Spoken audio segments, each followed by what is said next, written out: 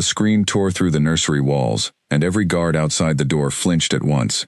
Inside, a young woman named Priya backed toward the window, her hands raised, her eyes wide with fear that had nothing to do with danger and everything to do with humiliation.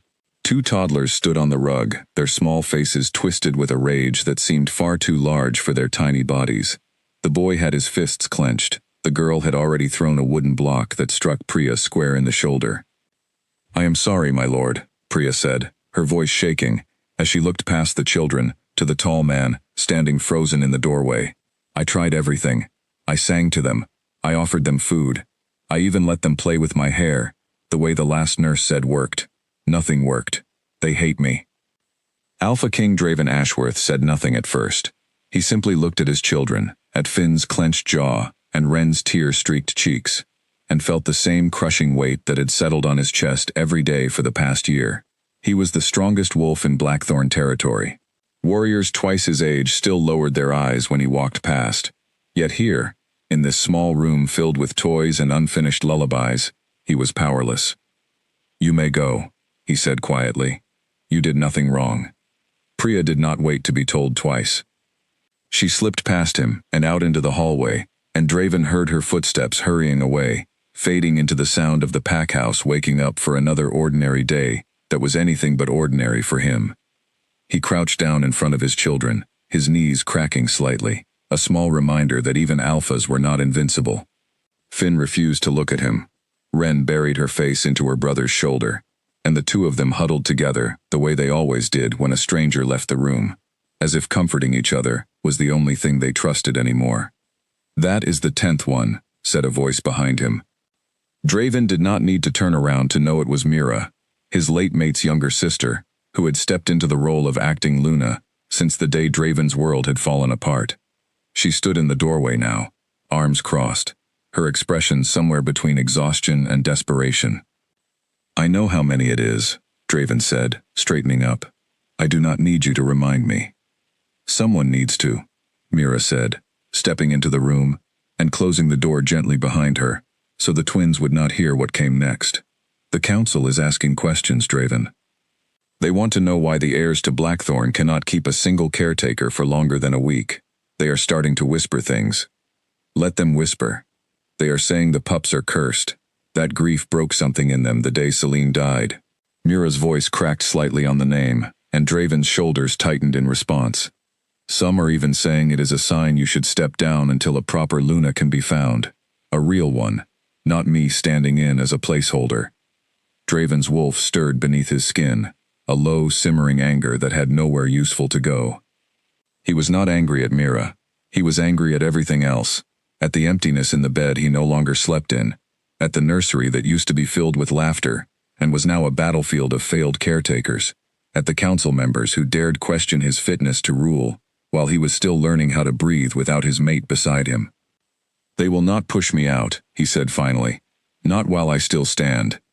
"Then you need to fix this," Mira said, gesturing toward the twins, who had gone quiet now, watching the adults with the sharp, unreadable eyes that all wolf children seem to have from birth. "Before the naming ceremony. If they cannot behave for a simple household caretaker, how do you expect them to sit through a ceremony in front of the entire pack and every visiting delegation from the Northern Territories?" Draven ran a hand through his hair, feeling the exhaustion settle deeper into his bones. "I have interviewed every candidate the council has sent. Trained nurses, former pack healers, even a noblewoman's daughter who claimed she had a gift with children. None of it matters. The moment they walk through that door, Finn and Wren decide they are the enemy." "Maybe it is not about training," Mira said slowly, as if the thought had only just occurred to her. "Maybe it is about something else, something the mind cannot measure." Draven frowned. "What are you suggesting?" "I am not sure yet," Mira admitted, "but I will speak to Agatha. If anyone understands the old instincts of our kind, it is her." She glanced at the twins one more time before turning to leave. "In the meantime, try to get them to eat something. They have refused breakfast twice already this week." After she left, Draven sat down on the small stool beside the toy chest, the one that used to be Celine's favorite spot when she read to the children before bed. He watched Finn and Wren circle each other, in some silent, wordless conversation only twins seemed to share, and he felt, Not for the first time, like a stranger in his own home. "Do you want to tell me why?" he asked them gently, though he already knew they would not answer.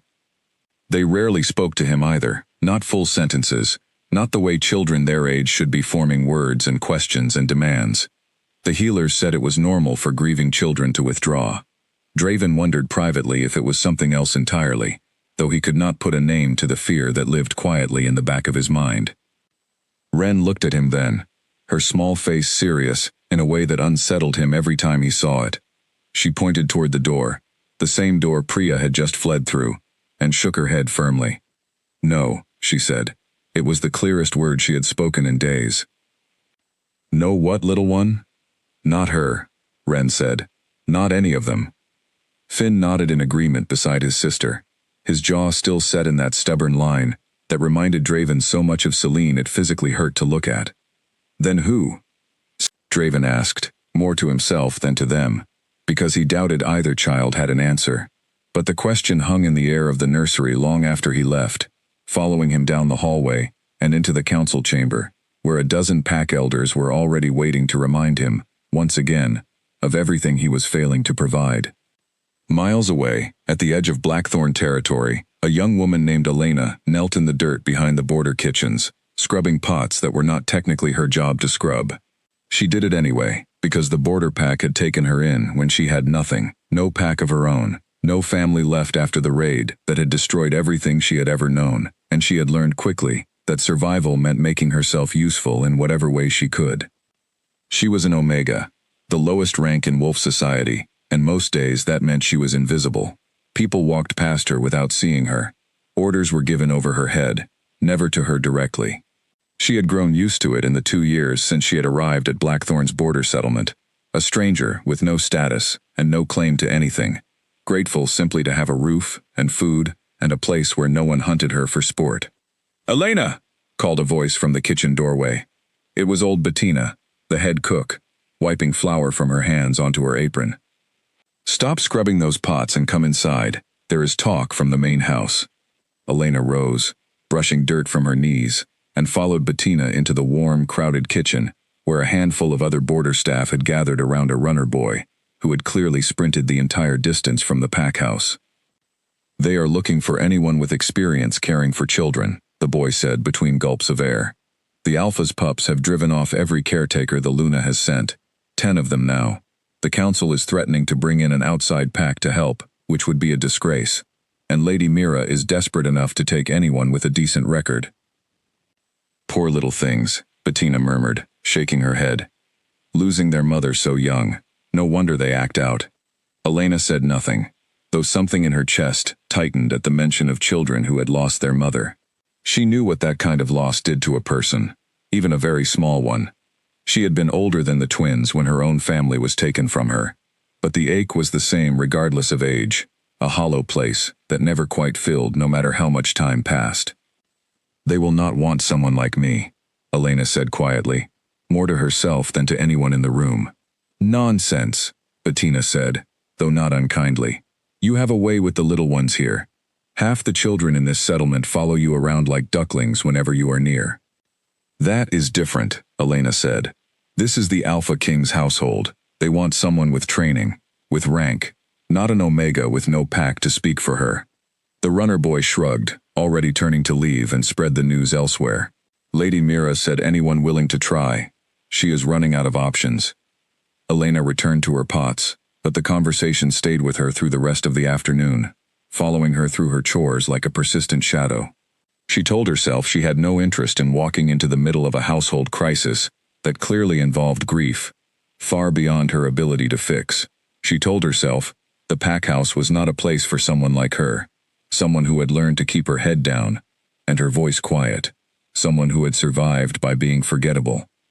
But that night, lying on her narrow cot in the small room she shared with 2 other border Omegas, she found herself thinking about 2 children who had lost their mother and were fighting the entire world because of it. She understood that kind of fighting. She had done it herself once, in her own quiet way, refusing to let anyone comfort her, because comfort felt like a lie when the person you needed most was gone forever. She did not decide that night to volunteer. She told herself she had made no such decision at all. But 2 days later, when the border steward came through the settlement asking, almost as an afterthought, if anyone would be willing to travel to the main pack house as a temporary stopgap caretaker, while the search for a permanent nurse continued, Elena found herself raising her hand before she had fully thought through what she was agreeing to. The steward looked at her with open skepticism. You? An Omega with no formal training? I have cared for children my whole life, Elena said, keeping her voice steady, even as her heart pounded. I am not asking for a position, only to help until someone better is found. The steward hesitated, clearly weighing the embarrassment of sending an untrained Omega to the Alpha's own nursery, against the increasingly desperate messages arriving from the main house every single day. Finally, he sighed. Fine. It is only until a proper candidate is found. Do not expect gratitude, and do not expect it to last. Elena nodded, though something in her chest fluttered at the words, some feeling she could not quite name. She told herself it was nerves. She told herself it was nothing more than the natural fear of stepping into a place where she did not belong. She did not know, as she packed her few belongings into a worn cloth bag that evening, that 2 small children in a nursery she had never seen had already, in some way neither of them could explain, been waiting for her. The journey to the main pack house took the better part of a day, and Elena spent most of it staring out the window of the cart, watching the border forests give way to wider roads and taller buildings, the architecture growing grander the closer they came to the seat of Blackthorn power. She had never been this deep into pack territory before. She had never needed to be. Omegas without status rarely had reason to walk the halls where alphas and betas conducted the business of ruling.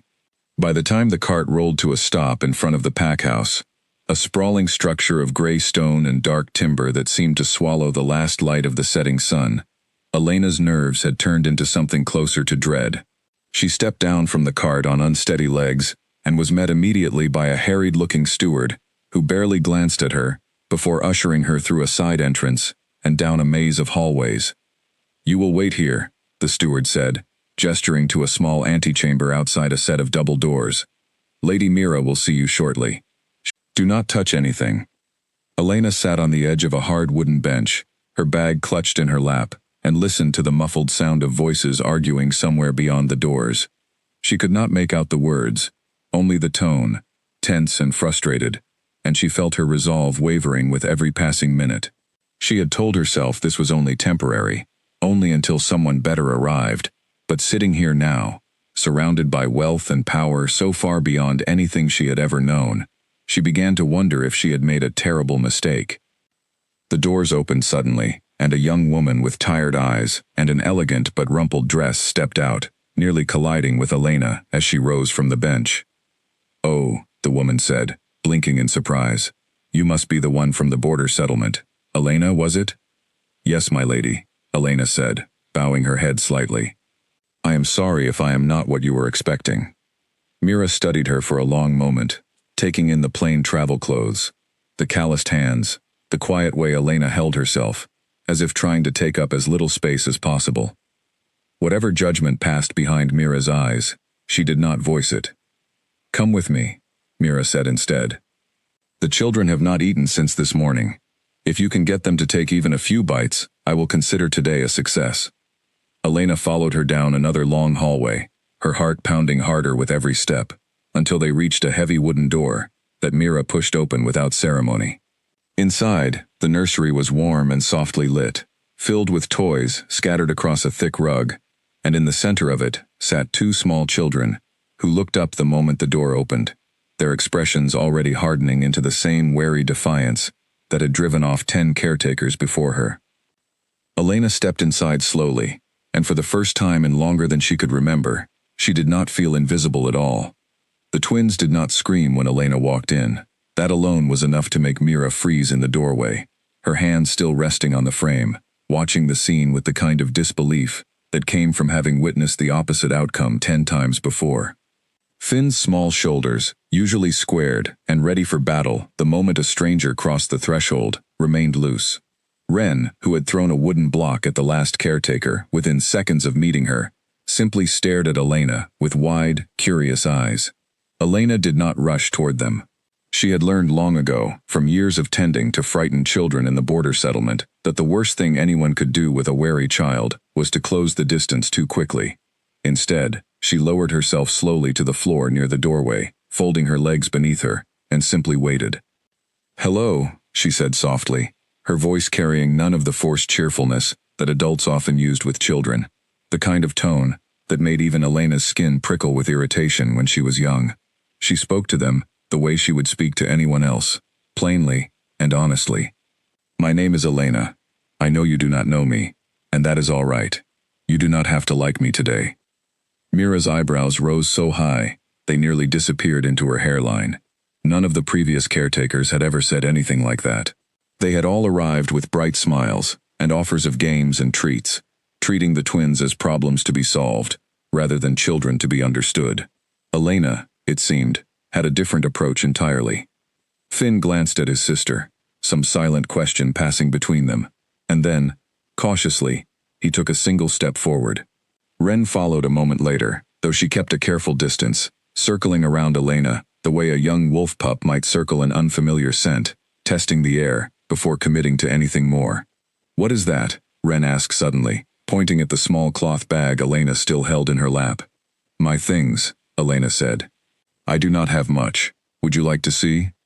Ren hesitated, then nodded, and Elena carefully opened the bag, revealing a few worn pieces of clothing, a wooden comb, and, tucked into the corner, a small carved bird that had belonged to Elena's own mother once, one of the only things she had managed to save when everything else was lost. She lifted the bird gently and held it out, not forcing it into Ren's hands, simply offering it for inspection.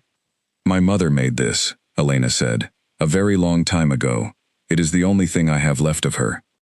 Something shifted in Ren's expression at those words, a flicker of recognition that Mira, watching from the doorway, understood immediately, though she said nothing.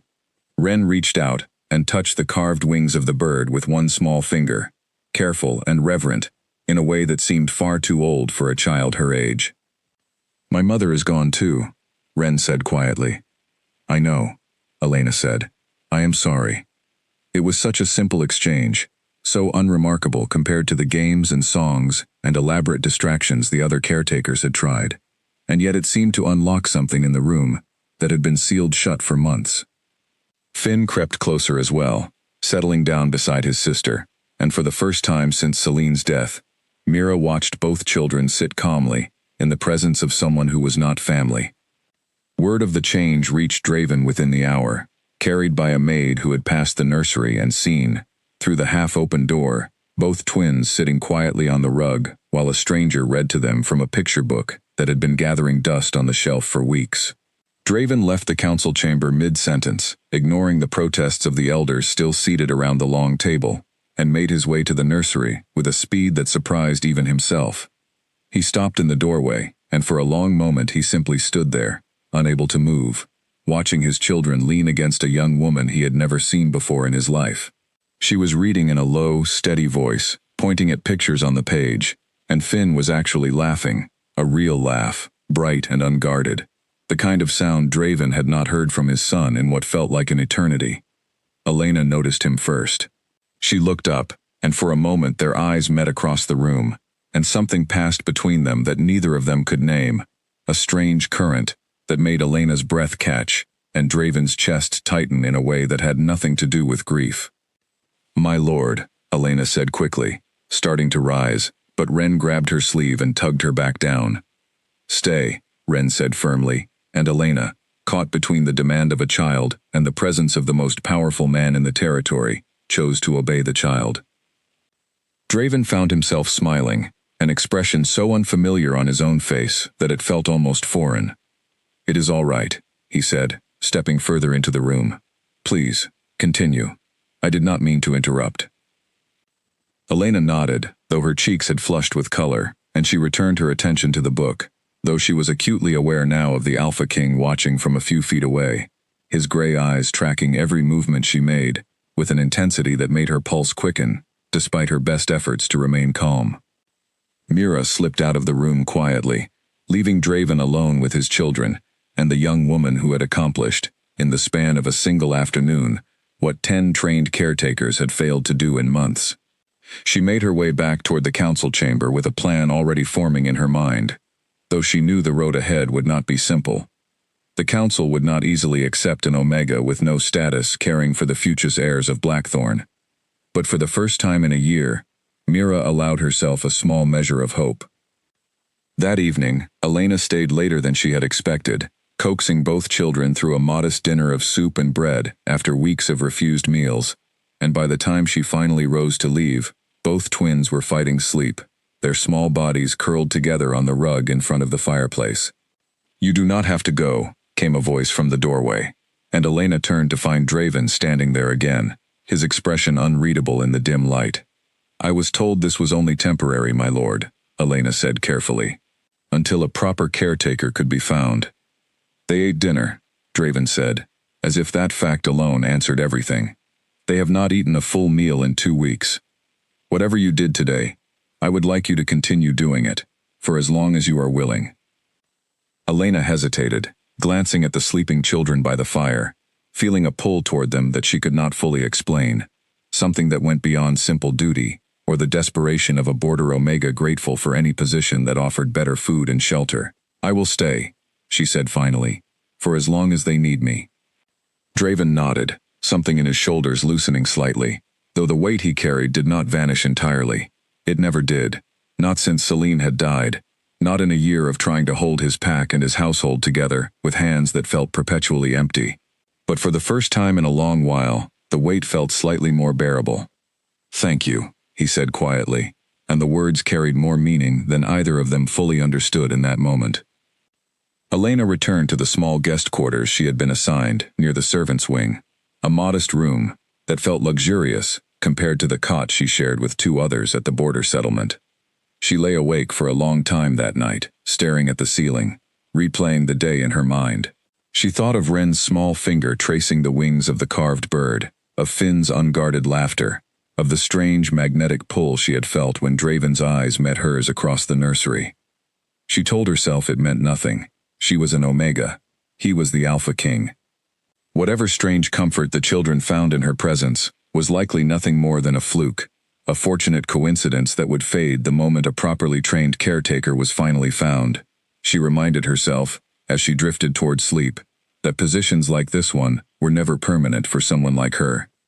She did not know, as sleep finally claimed her, that across the pack house, Draven Ashworth was lying awake as well, staring at the ceiling of a bedroom that had felt unbearably empty for a year, wondering why the sound of his children's laughter, and the sight of a quiet Omega with careful hands and gentle eyes, had managed to loosen something in his chest that grief alone had never been able to touch. The following morning arrived gray and overcast, the kind of sky that seemed to press down on the entire pack house, but inside the nursery, the mood had shifted entirely. Elena arrived early, before the sun had fully risen, and found both twins already awake and waiting for her by the door, as if they had sensed her approach before she had even reached the hallway. "You came back," Finn said, and there was something in his voice, some fragile hope he was trying hard not to show too openly, that made Elena's chest ache. "Of course I came back," Elena said, kneeling down to their level. "I told you I would." It was such a small promise, the kind adults made to children all the time without much thought, but Elena understood, perhaps better than most, how deeply children remembered broken promises, and how rare it was for someone to actually keep their word. She had learned that lesson herself, painfully, in the years after her own family was taken from her, when adult after adult had promised safety and comfort, only to disappear when it became inconvenient. She spent the morning teaching the twins simple songs she remembered from her own childhood, and by mid-morning, both children were humming along, their small voices blending together in a way that filled the nursery with a warmth it had not held in far too long. When Mira passed by the open door and heard the sound, she stopped in the hallway, pressing a hand to her mouth, overwhelmed by an emotion she had not expected. But not everyone in the pack house shared her relief. Word had already begun to spread among the household staff and, more concerning, among the pack council members who gathered later that day for their regular meeting. An Omega, untrained and without status, was now spending unsupervised hours with the future heirs of Blackthorn. And worse, the Alpha King himself seemed to be spending an unusual amount of time in the nursery as well. "This is unacceptable," declared Edmund, the eldest member of the council, his voice sharp with disapproval as he addressed the gathered elders. "The heirs of this pack cannot be raised by an Omega, plucked from the border settlement, with no lineage worth mentioning. What message does this send to our allies? To the northern territories, who will be watching closely at the naming ceremony." "The children are eating again," Mira said firmly, standing at the head of the table in Draven's absence, since the Alpha King had chosen, for once, to remain in the nursery, rather than attend the meeting. "They are sleeping through the night. They are laughing, Edmund. Do you understand what that means after a year of silence and grief? I do not care where this young woman comes from. She has done what 10 trained caretakers could not."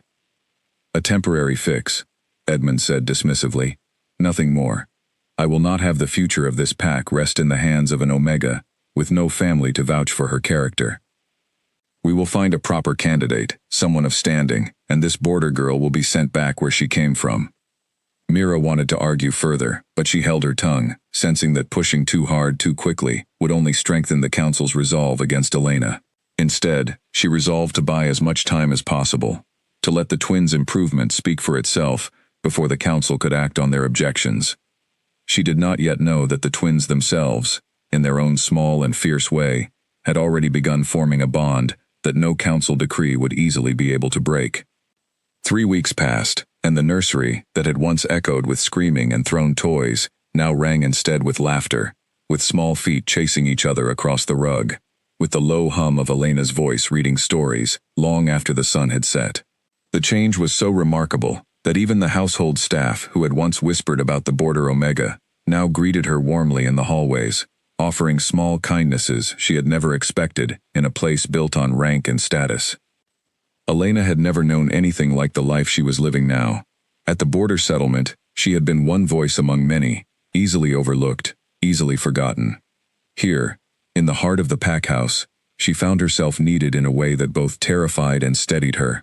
Every morning, Finn and Wren waited for her by the nursery door, and every evening, they clung to her sleeves when it was time for her to leave, begging in their small, persistent voices for one more story, one more song.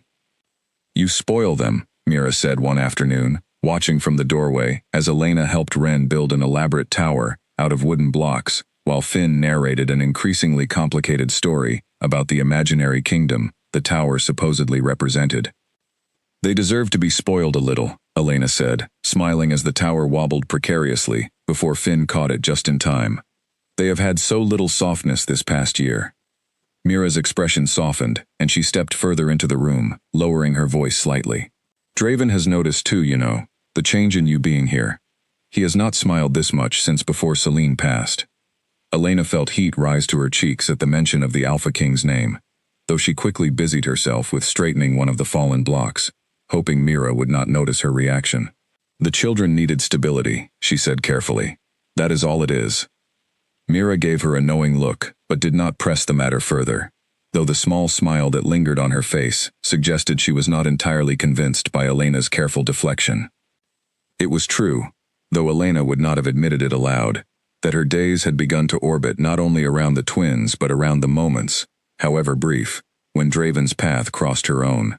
He had taken to visiting the nursery in the evenings now, something he had rarely done in the months before Elena's arrival, and though their conversations remained brief and formal, always proper, always careful to maintain the distance expected between an Alpha King and an Omega with no status to speak of, Elena found herself looking forward to those small exchanges more than she cared to admit. "They asked about the garden today," Draven said one evening, stepping into the nursery, as Elena tucked a blanket around 2 sleepy children, who had finally, after weeks of resistance, agreed to nap in the middle of the day. "Wren wants to know which flowers are safe to eat."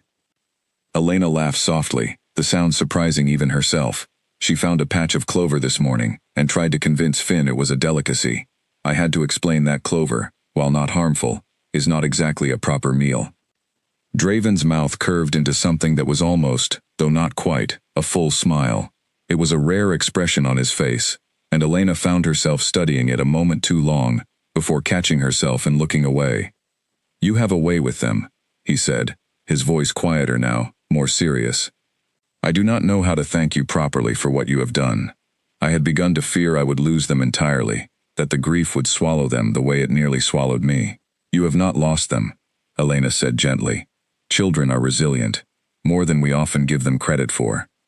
They simply needed someone to sit with them in their sadness, rather than trying to rush them past it. Draven studied her for a long moment, something unreadable passing behind his gray eyes. Is that what you needed, when you lost your own family? The question caught Elena off guard, and for a moment she considered deflecting, the way she deflected most personal questions, the habit of a lifetime spent trying to remain unnoticed and unremarkable. But something about the quiet sincerity in Draven's voice made her want to answer honestly, for once. No one sat with me, she admitted softly. I learned to survive on my own, mostly. It made me stronger in some ways, but it also made me understand what these two need, because I know exactly what it feels like to not have it. Draven's jaw tightened, a flicker of something like anger passing across his features, though Elena understood immediately it was not directed at her. You should not have had to survive that alone. No one should, Elena said simply. But we do not always get to choose what happens to us. We only get to choose how we respond. The words hung in the quiet nursery, and for a long moment, neither of them spoke, the space between them charged with something neither was quite ready to name. It was Draven who finally broke the silence, clearing his throat and stepping back slightly, as if suddenly remembering the boundaries that were supposed to exist between them. The naming ceremony is in 3 weeks, he said, his voice returning to its usual formal tone. The council will expect the twins to behave properly in front of the visiting delegations. I would like you to continue preparing them for it, if you are willing. Of course, Elena said, though something in her chest tightened at the shift in his tone, the sudden retreat behind the walls of duty and status, that always seemed to separate them, the moment either of them got too close to something real. After Draven left, Elena sat for a long while beside the sleeping children, watching the gentle rise and fall of their small chests, and allowed herself, just for a moment, to imagine a life where the walls between her and this family did not exist at all. It was a foolish thought, she knew. Omegas did not marry Alpha Kings. Border orphans did not become Lunas. The world she had grown up in had taught her those boundaries clearly, and no amount of laughter shared with 2 small children was going to change the fundamental order of things. But the thought lingered anyway, quiet and persistent, refusing to be dismissed no matter how firmly Elena tried to push it away. Meanwhile, in a different wing of the pack house, Edmund had gathered several council members for a private conversation, one that would have troubled Elena greatly had she known it was taking place. Candles burned low in the small meeting room, as the elders discussed, in hushed and calculating tones, the growing problem they believed the Border Omega represented. The Alpha spends nearly every evening in that nursery now, said Corin, a stern-faced beta who had served on the council for over a decade. It is not appropriate, an unmated Alpha King, alone in the company of an unmated Omega, night after night. What will the northern delegations think when they arrive for the ceremony and hear these rumors? We need a proper solution, Edmund agreed. A candidate of suitable status, someone who can take over the children's care and restore proper order to the household. I have already sent word to the Ravenswood pack. Their eldest daughter, Priscilla, has extensive training in childcare and comes from a lineage befitting the future Luna of Blackthorn. You mean to replace the border girl and position this Priscilla as a potential mate for Draven, Corin said, understanding immediately. I mean to ensure the stability of this pack, Edmund corrected sharply. Draven has mourned long enough. It is time he considered his duties beyond grief, and it is certainly time these children were placed in the care of someone with proper standing, before this arrangement with the Border Omega becomes something none of us can easily undo. The plan was set into motion that very night, a letter dispatched to the Ravenswood pack, requesting Priscilla's presence at Blackthorn as soon as possible, ideally, well before the naming ceremony, so that her introduction to the twins, and to Draven, could unfold naturally, without the complications that might arise from an obviously arranged meeting. None of the council members considered, in their careful calculations, what the twins themselves might have to say about the matter. They had not yet witnessed the fierce, unshakable loyalty that had already begun to root itself in 2 small hearts, a bond that would prove far more difficult to dismantle than any of them anticipated. Elena, unaware of the plans being made against her, continued her quiet routine over the following days, teaching Finn his letters, helping Wren identify the different birds that visited the garden each morning, and slowly, without quite realizing it, rebuilding not only the children's world, but her own sense of belonging in a place she had never expected to call home, even temporarily.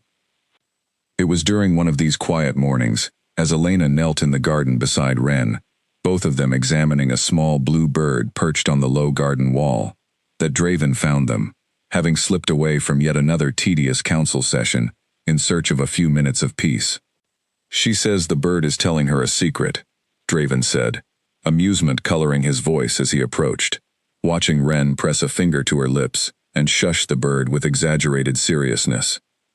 "According to your daughter," Elena said, biting back a smile, "the bird is planning to steal Finn's favorite biscuit at breakfast tomorrow, and she has sworn to protect it." Draven laughed, a full, genuine laugh that seemed to surprise even him, and Wren looked up at the sound with wide, delighted eyes, as if her father's laughter was the rarest and most precious thing in the world. In many ways, Elena thought, watching the two of them, it was. "Thank you," Draven said again, quieter this time, his eyes meeting Elena's over Wren's head. "For giving them this, for giving me this." Elena did not know how to respond to the warmth in his voice, the sincerity that made her heart beat faster despite every instinct telling her to guard against it. She simply nodded and turned her attention back to the bird on the wall, unaware that somewhere across the territory, a letter was already making its way toward Blackthorn, carrying with it the beginning of a challenge neither she nor the twins were prepared to face. The letter from Ravenswood arrived on a bright morning that felt entirely at odds with the tension it carried into the pack house. Mira read it first, standing in the main hall with the parchment trembling slightly in her hands, and felt her stomach drop with a dread she had been half expecting for weeks now. "Priscilla Ravenswood," she murmured to herself, reading the elegant script twice, to be certain she had not misunderstood. "Arriving within the fortnight, to assist with the children's care, and to be formally introduced to the Alpha." She found Edmund in the council chamber almost immediately, his expression carefully neutral as she confronted him, though the satisfaction in his eyes was impossible to miss. "You went behind my back," Mira said, her voice tight with anger. "You went behind Draven's back." "I did what was necessary for the future of this pack," Edmund replied evenly. "The Alpha has been distracted long enough. It is time he remembered his responsibilities, and it is time these children had a caretaker, whose presence will not raise questions among our allies." "Elena has done nothing but good for those children," Mira said. "You cannot simply remove her, because her status offends your sensibilities." "Her status is precisely the problem," Edmund said, his patience thinning. "An Omega with no lineage, spending unsupervised time with the future heirs. And, from what I hear, with the Alpha himself. Do you understand what kind of scandal this could become, if left unchecked? Priscilla is a suitable match, well-trained, well-bred, and her arrival will resolve multiple problems at once." Mira wanted to argue further, but she knew Edmund well enough to understand that his mind had already been made, the letter already sent, the wheels of the council's plan already turning too fast to easily stop. She left the chamber with a heavy heart, uncertain how to break the news to Draven, and even more uncertain how the twins would react when they eventually learned that Elena's place in their lives was under threat.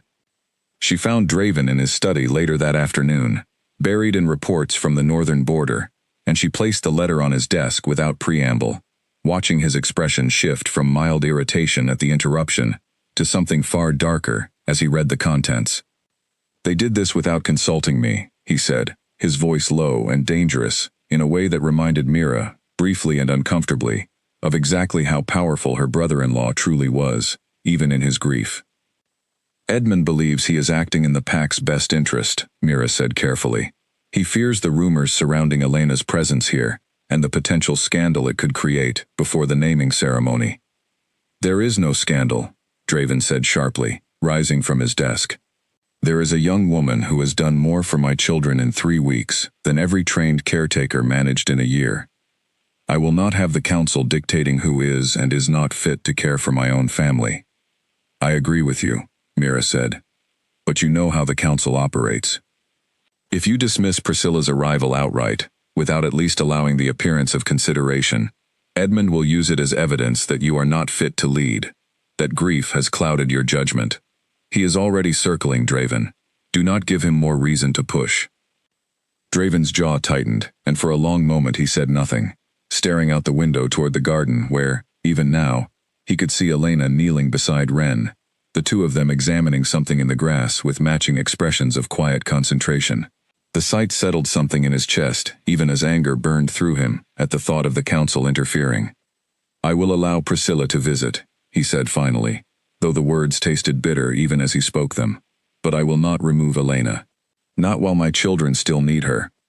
Mira nodded, though privately she worried that a temporary compromise would not be enough to satisfy Edmund and the council members who stood behind him, waiting for any excuse to reshape the household according to their own vision of proper order. News of Priscilla's impending arrival did not reach Elena directly, not at first.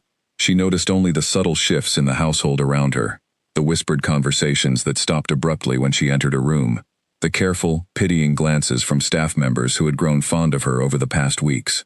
It was Bettina, visiting from the border settlement to deliver supplies, who finally told her the truth, her weathered face full of sympathy, as she pulled Elena aside in the kitchen.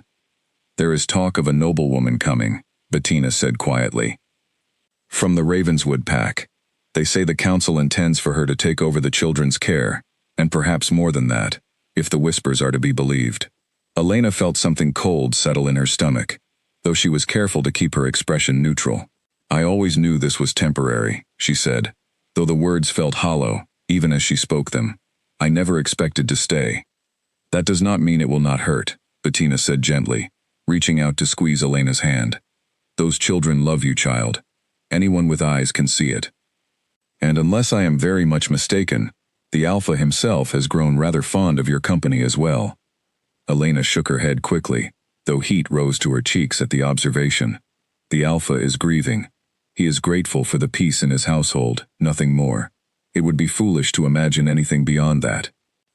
But that evening, when Elena entered the nursery and found both twins waiting anxiously by the door, their small faces tight with a worry that seemed far too old for children their age, she began to understand that whatever news had reached the staff had already reached the children as well, carried perhaps through overheard conversations, or the sharp instincts that all wolf children seem to possess, even before they could fully articulate what those instincts were telling them. Are you leaving? Finn asked, his voice small and uncertain, before Elena had even fully closed the door behind her. Why would you think that? Elena asked, kneeling down immediately, though her heart clenched painfully at the fear in his eyes. The maids were talking, Ren said, her small hands twisting nervously in the fabric of her dress. They said a new lady is coming. A proper one. They said she will be our new caretaker. Elena's chest tightened, and she pulled both children into a careful embrace, feeling the way their small bodies trembled slightly against her, the fear of loss so raw and immediate that it seemed to radiate off them in waves. I am still here, she said firmly. I am not leaving tonight, or tomorrow, or any time soon. Do you understand me? But if she is proper, Finn said, his voice muffled against Elena's shoulder, and you are not, then they will make you go. That is what proper means, is it not? Better than us? The question struck Elena harder than she expected, touching something deep and old within her, the same wound that had never fully healed from her own childhood, from years of being told, implicitly and explicitly, that she was less than others, simply because of the rank she had been born into. Being proper, Elena said carefully, choosing her words with as much honesty as she could manage, does not always mean being better. Sometimes it just means having more privilege, more status. It does not mean caring more, or loving more. Do you understand? Both children nodded, though their small faces remained troubled, and Elena spent the rest of the evening trying to distract them with songs and stories, though the shadow of the coming change lingered in the room long after the twins had finally, reluctantly, drifted off to sleep. She found Draven waiting for her in the hallway when she finally emerged from the nursery, his expression grim in the dim evening light. I take it you have heard, he said quietly. The children heard first, Elena said, unable to keep a slight edge of accusation from her voice. From the staff, apparently, before either of us had the chance to explain it to them properly. Draven's expression flickered with guilt. I should have told you myself. I am sorry. The council arranged this without my knowledge, and I am doing everything within my power to limit the damage, but I cannot simply refuse the Ravenswood Pack's visit without creating a larger conflict. I understand, Elena said, though the words felt stiff and formal, a careful distance she suddenly felt the need to maintain. I always knew my place here was temporary, my lord. I do not expect you to upend pack politics on my behalf. That is not. Draven started, then stopped, running a frustrated hand through his hair. This is not about politics for me, Elena. Not anymore. Elena's breath caught at the intensity in his voice, at the way he said her name, without title, without the careful formality that usually governed their interactions. For a moment, neither of them spoke, the space between them charged with something that felt dangerously close to admission. You should not say things like that, Elena finally managed, taking a small step back. It is not proper, and it will only make this harder, for both of us, and for the children. Perhaps, Draven said quietly, his gray eyes steady on hers. But it is the truth, whether either of us finds it convenient or not. Elena did not know how to respond, and after a long, charged silence, she excused herself, retreating to her small guest quarters with her heart pounding and her mind racing with thoughts she had no idea how to sort through. She lay awake long into the night, torn between the practical certainty that a border Omega had no future in this household beyond temporary usefulness, and the persistent, dangerous hope that had begun to root itself in her chest, despite every effort to dismiss it. 2 days later, Priscilla Ravenswood arrived at Blackthorn in a carriage far grander than anything Elena had ever seen, accompanied by a small retinue of attendants and trunks full of belongings that suggested she intended her stay to be considerably longer than a brief visit. Elena watched from an upstairs window as the young noblewoman stepped down from the carriage, elegant and composed, her dark hair perfectly arranged, her clothing rich with the kind of quality Elena had never been able to afford in her entire life.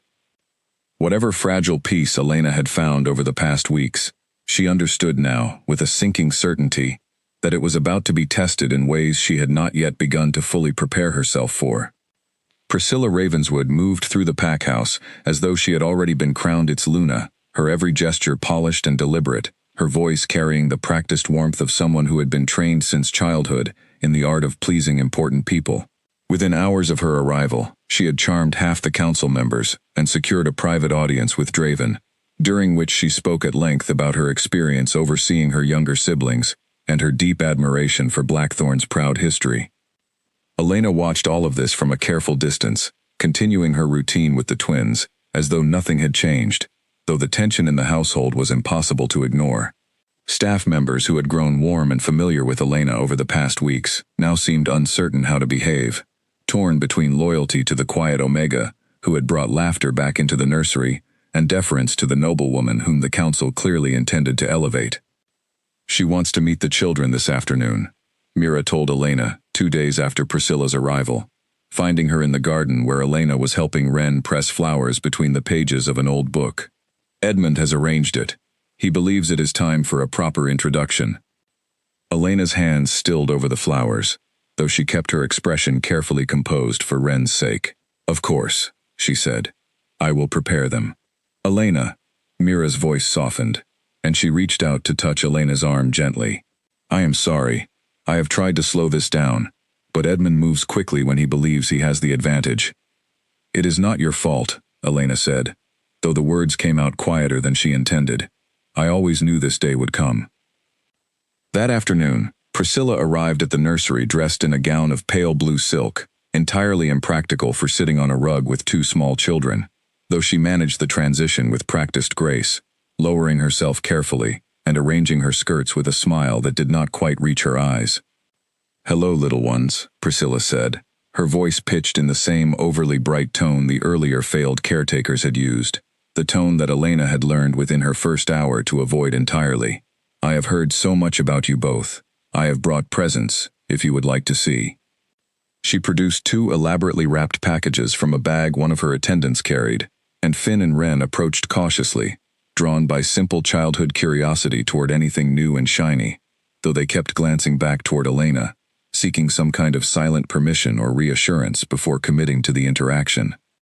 Inside the packages were expensive toys, finely crafted and clearly costly, the kind of gifts that spoke of wealth and status rather than genuine understanding of what these particular children actually needed or wanted. Finn accepted his politely, though without much enthusiasm, while Wren examined hers with the careful, assessing look she gave most new things. A look that reminded Elena, not for the first time, of Draven's own sharp intelligence. "Is that not lovely?" Priscilla said, her smile widening as she reached out to smooth Wren's hair, a gesture that made the little girl flinch and pull away almost immediately, retreating instead toward Elena's side. "She does not like her hair touched by strangers," Elena said quietly, unable to stop herself from intervening, though she immediately regretted the words when she saw the flash of irritation cross Priscilla's carefully composed features. "I am hardly a stranger," Priscilla said, her tone remaining pleasant though an edge had crept into it. "I intend to be a permanent fixture in this household, in time. It would serve the children well to grow accustomed to my presence sooner rather than later." The rest of the visit proceeded with a strained politeness that fooled no one in the room, least of all the twins, who remained close to Elena throughout, answering Priscilla's questions with the shortest possible responses, and showing none of the warmth or curiosity they had displayed so freely with Elena during their earliest days together. By the time Priscilla finally rose to leave, her patience visibly thinning, despite her best efforts to maintain composure, it was clear to everyone present that the introduction had not gone as smoothly as the council had hoped. "They will warm to me," Priscilla said at the doorway, though the statement sounded more like a reminder to herself than a confident prediction. Children simply need time to adjust to change. After she left, Elena knelt down to check on the twins, both of whom looked visibly relieved, their small shoulders relaxing for the first time since Priscilla had entered the room. "She smells wrong," Wren said, wrinkling her nose slightly, "like flowers that are not real flowers."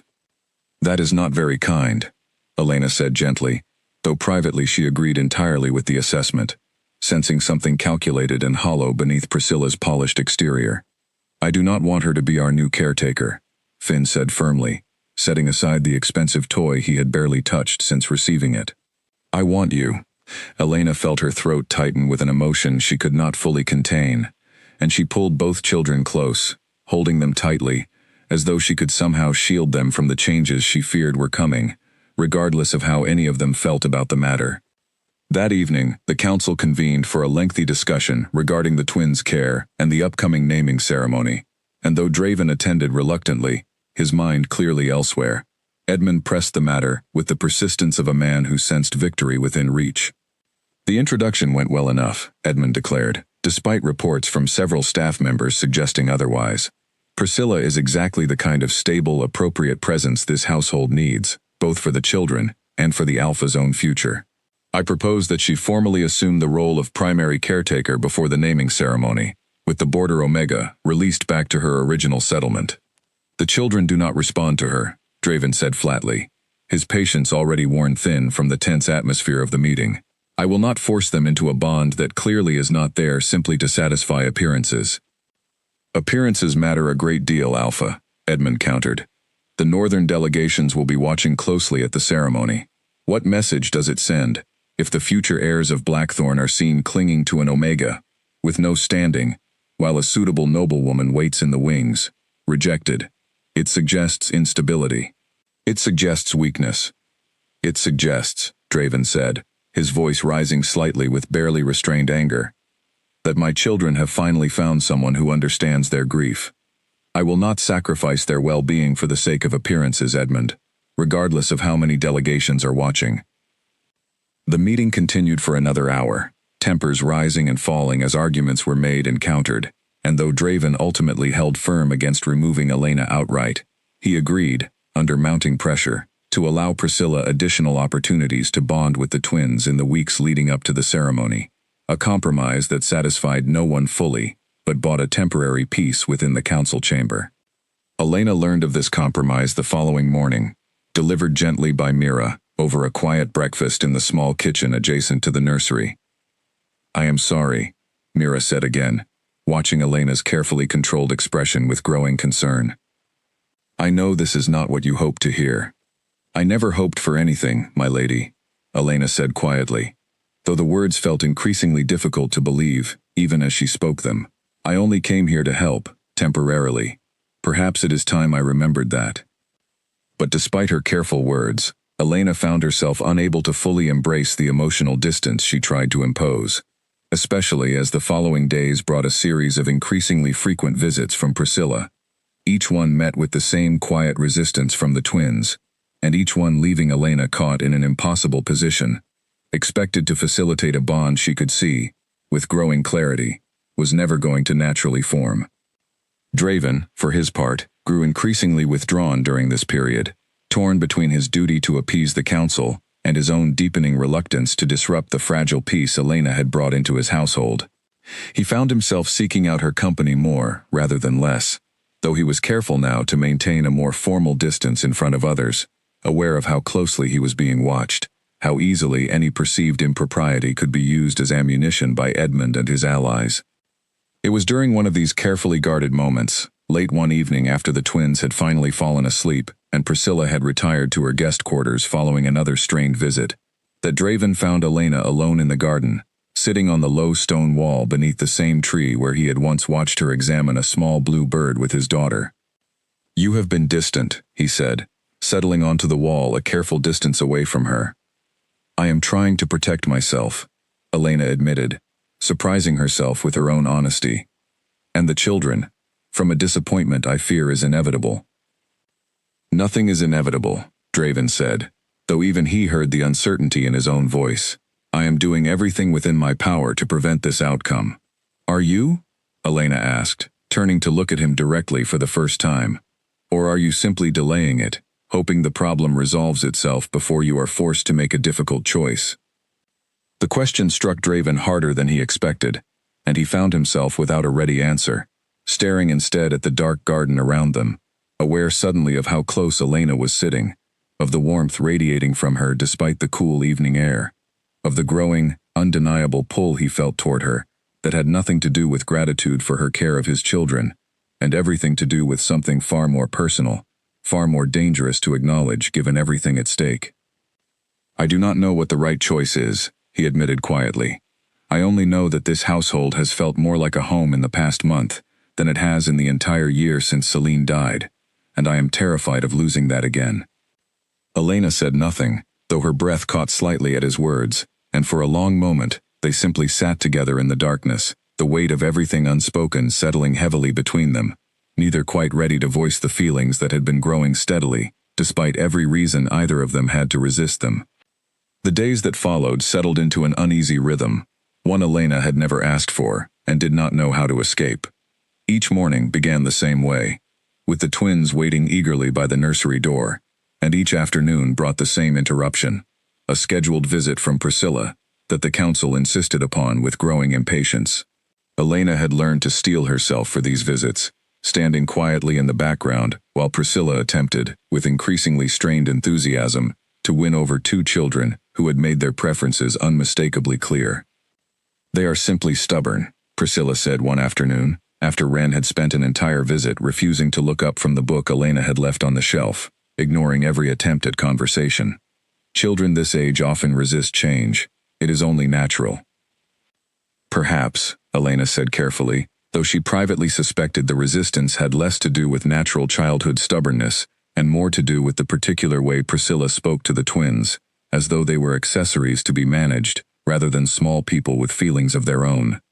Priscilla's patience, already thin from weeks of failed attempts, finally cracked during a visit in the 4th week, when Finn refused outright to participate in a lesson she had prepared, crossing his small arms and turning his back on her entirely. "This is exactly the kind of behavior that concerns the council," Priscilla said sharply, her composed exterior slipping for the first time since her arrival. "These children are unruly, Elena. Whatever bond you believe you have formed with them has done nothing to teach them proper manners." "They have manners," Elena said, unable to keep the edge from her voice this time. "They simply do not owe you their affection on command, my lady. Trust is not something that can be demanded. It has to be earned." The words hung sharply in the air, and Priscilla's eyes narrowed, some calculation passing behind her expression, that made Elena immediately regret speaking so plainly, though she did not take the words back. "You forget your place," Priscilla said coldly. "You are an Omega, with no standing, brought in as a temporary stopgap."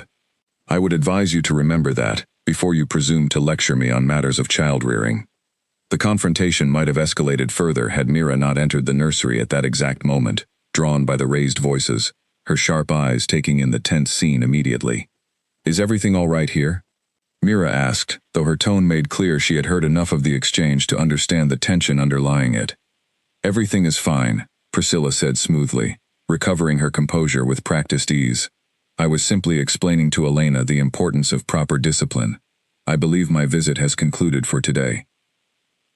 She swept from the room with her usual elegant grace, though the door closed behind her with slightly more force than necessary, and Elena let out a slow breath, feeling the tension drain from her shoulders, as Finn and Ren both rushed to her side, clearly relieved by Priscilla's departure. "I do not think she likes you," Ren observed with the blunt honesty that only children seem to possess. "That does not matter," Elena said, though privately, she suspected the observation was entirely accurate, and that Priscilla's dislike, whatever its origin, was likely to create further complications in the days ahead. Those complications arrived sooner than Elena expected. That very evening, Priscilla requested a private audience with Edmund and several other council members, during which she painted a carefully constructed picture of Elena's behavior, exaggerating the confrontation in the nursery into something far more insubordinate than what had actually occurred. "She openly challenged my authority," Priscilla told the assembled elders, her voice carrying just the right note of wounded dignity. "In front of the children, no less. It sets a troubling precedent, does it not? An Omega, undermining a noble woman's standing within the Alpha's own household." Edmund's expression darkened with satisfaction, sensing an opportunity he had been waiting weeks to seize. "This confirms exactly what I have feared," he said. "The border Omega has grown too comfortable in her position, too confident in whatever influence she believes she holds. It is time we address this directly, before the naming ceremony, before her presence becomes a genuine embarrassment to this pack." The council's decision, reached that same night without Draven's knowledge or input, was swift and severe. Elena would be formally released from her temporary position, effective immediately following the naming ceremony, which was now only 10 days away, and Priscilla would assume full responsibility for the twins' care in the interim period, with the expectation that a formal courtship between Priscilla and Draven would follow shortly after. Mira learned of the decision the following morning, and her fury was immediate and unrestrained, though she knew confronting Edmund directly would accomplish little beyond alerting him to her opposition before she had gathered enough support to challenge the ruling effectively. She found Draven in his study, and the news, delivered without preamble, struck him with the force of a physical blow. "They cannot do this without my consent," Draven said, rising from his desk so quickly, his chair scraped loudly against the stone floor. "I am the Alpha. This is my household, my children." "The council has authority over matters of pack stability and succession," Mira reminded him grimly. "They will argue, and not without some justification under our laws, that the caretaking arrangements for the futures fall within their purview, particularly given the political implications surrounding the naming ceremony." "This is not about stability," Draven said, his voice rising with barely contained fury. "This is about Edmund manufacturing a crisis to force his preferred outcome. I will not allow it." "Then you need to act quickly," Mira said, "and carefully. If you simply overrule the council outright, without proper justification, you risk exactly the kind of instability Edmund has been warning everyone about. You need evidence, Draven. Something undeniable. Something that proves beyond question that Elena's presence serves the children's best interests far better than any alternative the council proposes." Draven paced the length of his study, his mind racing through possibilities, though none of them offered the swift, decisive solution he desperately wanted. He thought of Elena's quiet strength, of the careful way she had rebuilt his children's trust in the world, piece by fragile piece, and he felt a fierce, protective anger settle in his chest, a determination that had nothing to do with pack politics, and everything to do with the growing certainty that he could not, would not, simply stand by while the council dismantled everything Elena had painstakingly built. He found her later that day in the garden, kneeling beside a small patch of herbs she had been teaching Ren to identify, and something in his expression must have betrayed the weight of what he carried, because Elena rose immediately, her own face creasing with concern. What has happened? She asked. Draven hesitated, unwilling to burden her with news that would surely shatter the fragile peace she had found. But he knew, ultimately, that she deserved the truth, however painful it might be to deliver. The council has decided, he said quietly, that you will be released from your position following the naming ceremony. Priscilla will assume full care of the children after that. Elena went very still, and for a long moment she said nothing, her expression carefully controlled in the way Draven had come to recognize as her defense against overwhelming emotion. The same careful composure she likely relied upon throughout her difficult childhood. I see, she finally said, her voice steady, despite the visible tremor in her hands. I suppose I always knew this day would come. I will not allow it, Draven said fiercely, not without a fight. Draven. Elena said his name without title for the first time, and the sound of it, soft and uncertain on her lips, sent a jolt through him that had nothing to do with anger, and everything to do with the growing feelings he had been trying, unsuccessfully, to suppress for weeks now. You cannot fight the entire council over an Omega caretaker. It is not worth the political cost. I will go quietly, if it comes to that. I will not be the reason you lose the support of your pack. You do not understand, Draven said, closing the distance between them until they stood only inches apart, his gray eyes searching hers with an intensity that made her breath catch. This is not only about the children anymore, Elena. I think you know that as well as I do. The admission hung between them, fragile and dangerous, and for a long moment neither of them moved, caught in a silence charged with everything they had both been too careful, too afraid, to say aloud until now. Elena took a step back first, though every instinct in her body seemed to be urging her closer rather than away. You should not say things like that, she whispered. It will only make everything harder, and it changes nothing. I am still an Omega. You are still the Alpha King. The Council will never accept anything beyond what has already happened here, and I refuse to be the reason your rule is weakened. My rule is not weakened by choosing what is right for my children, Draven said firmly. Nor is it weakened by acknowledging what I feel. I have spent a year burying myself in grief, Elena, convincing myself that duty was the only thing left worth living for. You changed that. Whatever the Council decides, I will not pretend that did not happen. Elena's eyes filled with tears she refused to let fall, and she turned away slightly, needing a moment to compose herself before she could trust her voice again. The ceremony is in 10 days, she said finally. Let us not make this harder than it already is. I will continue caring for the children until then, as promised. What happens after that is not something either of us can control.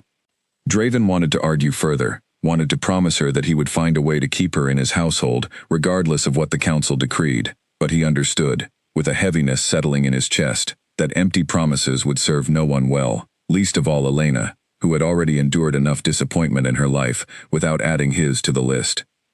Over the following days, the household settled into a strange, suspended tension, everyone aware that the 10-day countdown to the naming ceremony carried far more weight than simply the formal presentation of 2 young heirs to the assembled pack and visiting delegations. Elena continued her routine with the twins, though she found herself memorizing small details with a new, aching intensity. The exact shape of Ren's laugh, the particular way Finn scrunched his nose when concentrating on his letters, storing these fragments away as though preparing herself for a loss she already knew was coming. Priscilla, sensing victory within reach, grew bolder in her visits, though her attempts to bond with the twins remained largely unsuccessful, despite the mounting pressure from the Council for a swift and visible transition. She had begun, in the final week before the ceremony, to spend increasing amounts of time with Draven directly, engaging him in lengthy conversations about pack matters and territorial politics, clearly hoping to establish the kind of rapport that might smooth the path toward the courtship the Council had all but arranged. Draven endured these conversations with strained patience, his mind constantly drifting toward the nursery, toward Elena, toward the 10 days steadily dwindling into a future he could not yet see clearly. He had not given up on finding a solution, though every avenue he explored seemed to lead back to the same fundamental obstacle. The Council held genuine authority over matters of succession and stability, and without overwhelming justification, any attempt to override their decision risked fracturing the fragile unity of his pack, at precisely the moment unity mattered most. It was Agatha, the elderly pack healer whom Mira had consulted weeks earlier, who finally offered a possibility neither Draven nor Mira had fully considered. She arrived at the pack house unannounced on the 7th day before the ceremony, requesting an audience with the Alpha on a matter she described only as urgent and long overdue. "I have been observing the children," Agatha said, settling into a chair across from Draven's desk, with the unhurried confidence of someone who had served the pack long enough to command respect from even the most impatient Alpha. "And I have observed something the Council, in their eagerness for political convenience, has entirely overlooked." "What have you observed?" Draven asked, leaning forward, a flicker of cautious hope stirring in his chest. "The bond between your children and the young Omega," Agatha said, "is not merely emotional attachment born of grief and comfort, though that is certainly part of it. I believe, based on everything I have witnessed and everything the household staff has reported to me, that what has formed between them is something far older, far deeper, something our kind has not seen documented in generations." "Explain," Draven said, his patience thinning despite his best efforts to remain composed. "There is an old recognition," Agatha said, "spoken of in the oldest pack records, though rarely witnessed in recent memory. Certain wolves, particularly young pups who have suffered significant loss or trauma, will sometimes scent bond with an individual who is not their biological parent, a caregiver bond so profound it functions almost identically to the recognition between fated mates.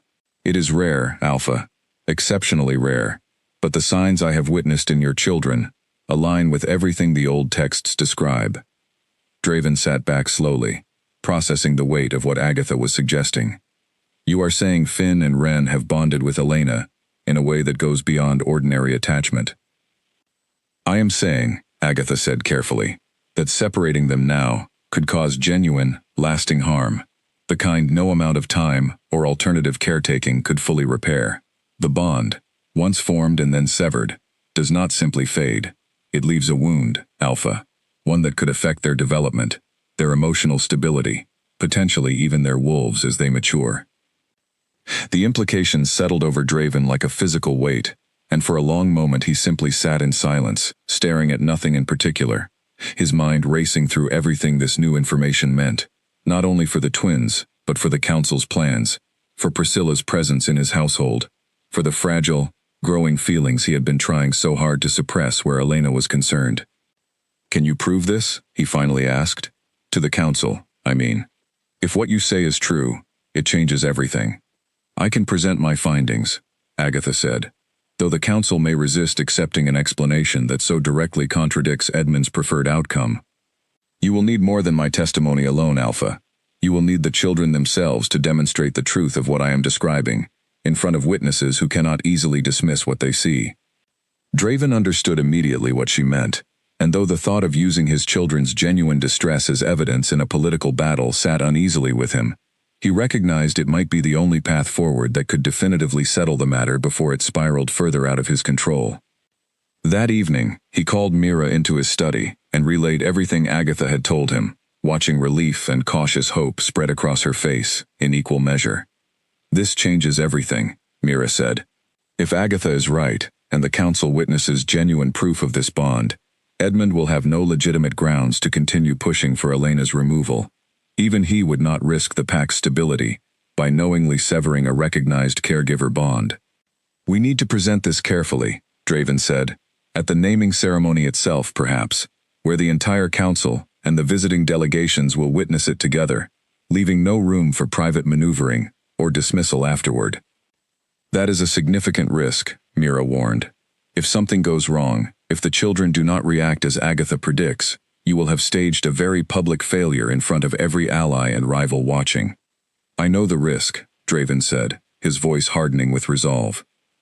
"But I also know my children, and I trust what I have witnessed with my own eyes these past weeks. If Agatha is right, and I believe she is, then the truth will make itself known regardless of how carefully anyone tries to stage manage the outcome."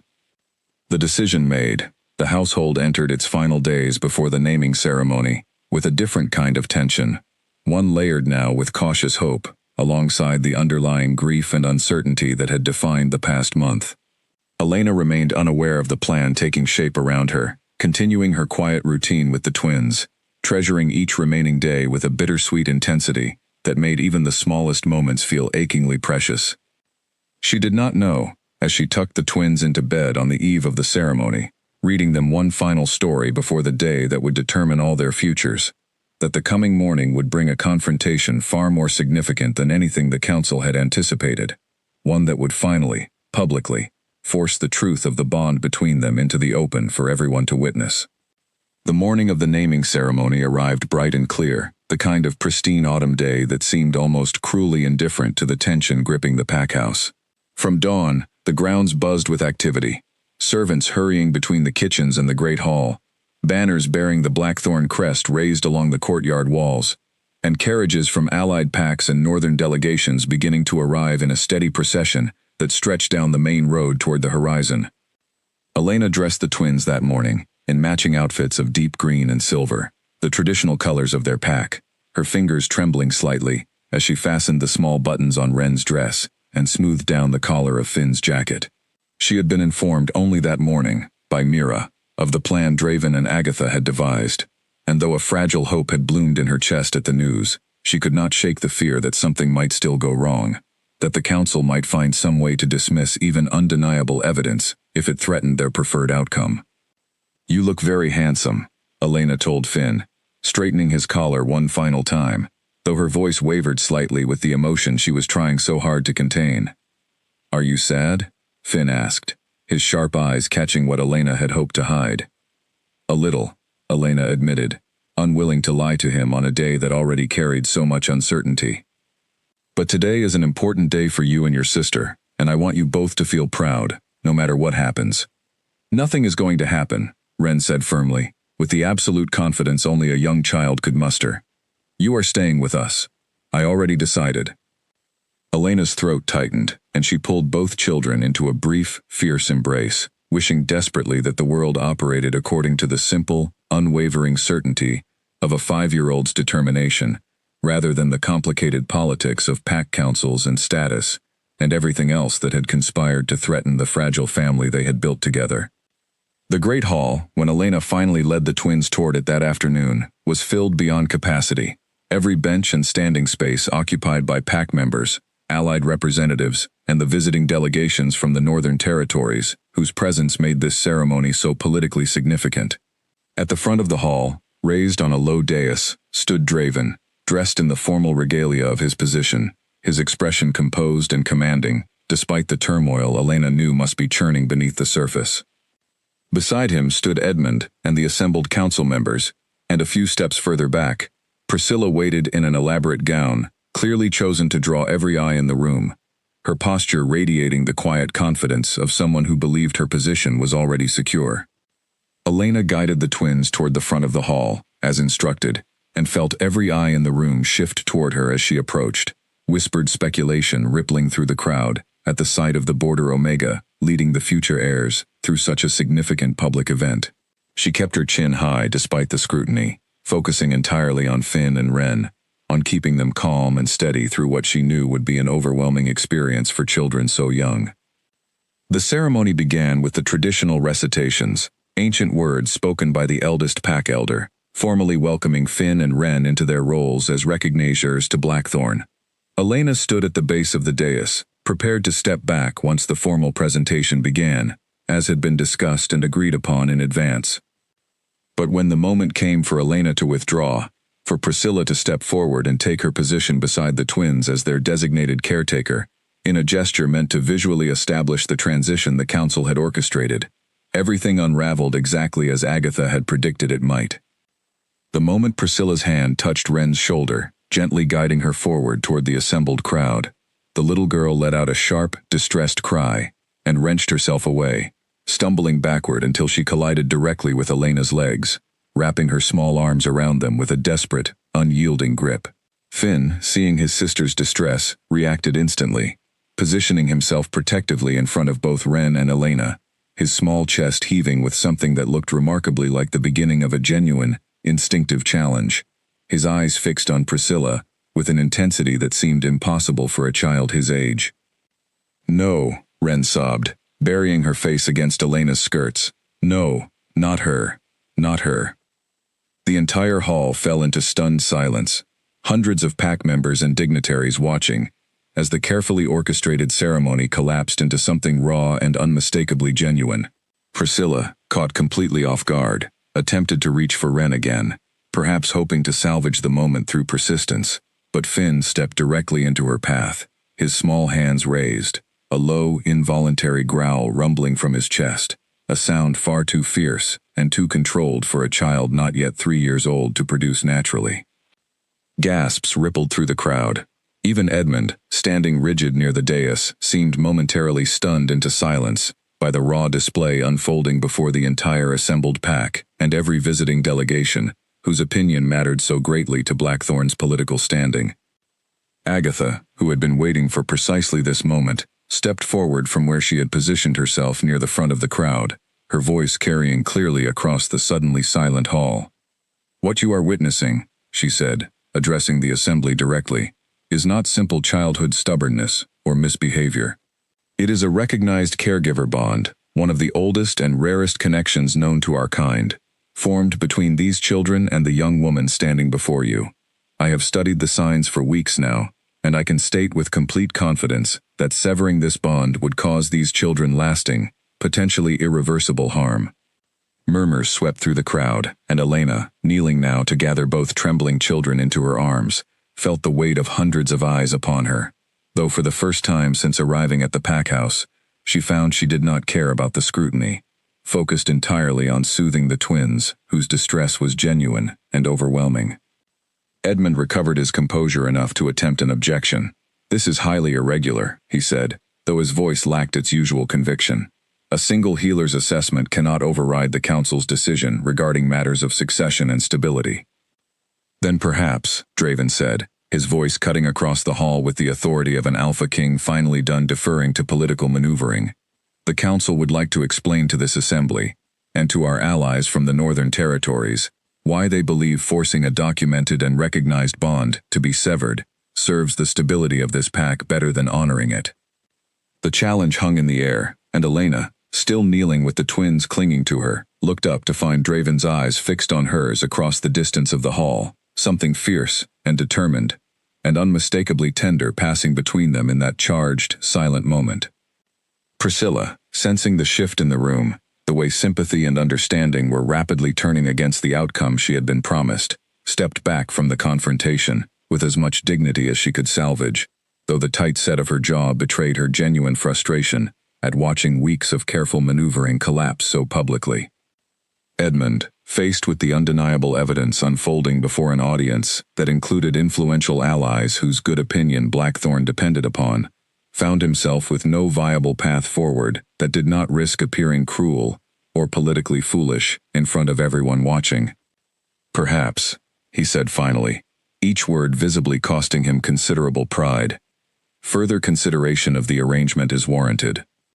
It was not a full concession, not yet, but it was enough of an opening for Draven to seize decisively, stepping down from the dais and crossing the hall directly to where Elena knelt with his children, kneeling himself beside them in full view of the entire assembly, an act of humility that few alphas would have considered, let alone performed publicly before allied delegations.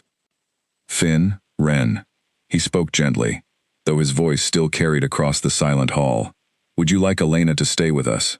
Always, not only for a little while longer?"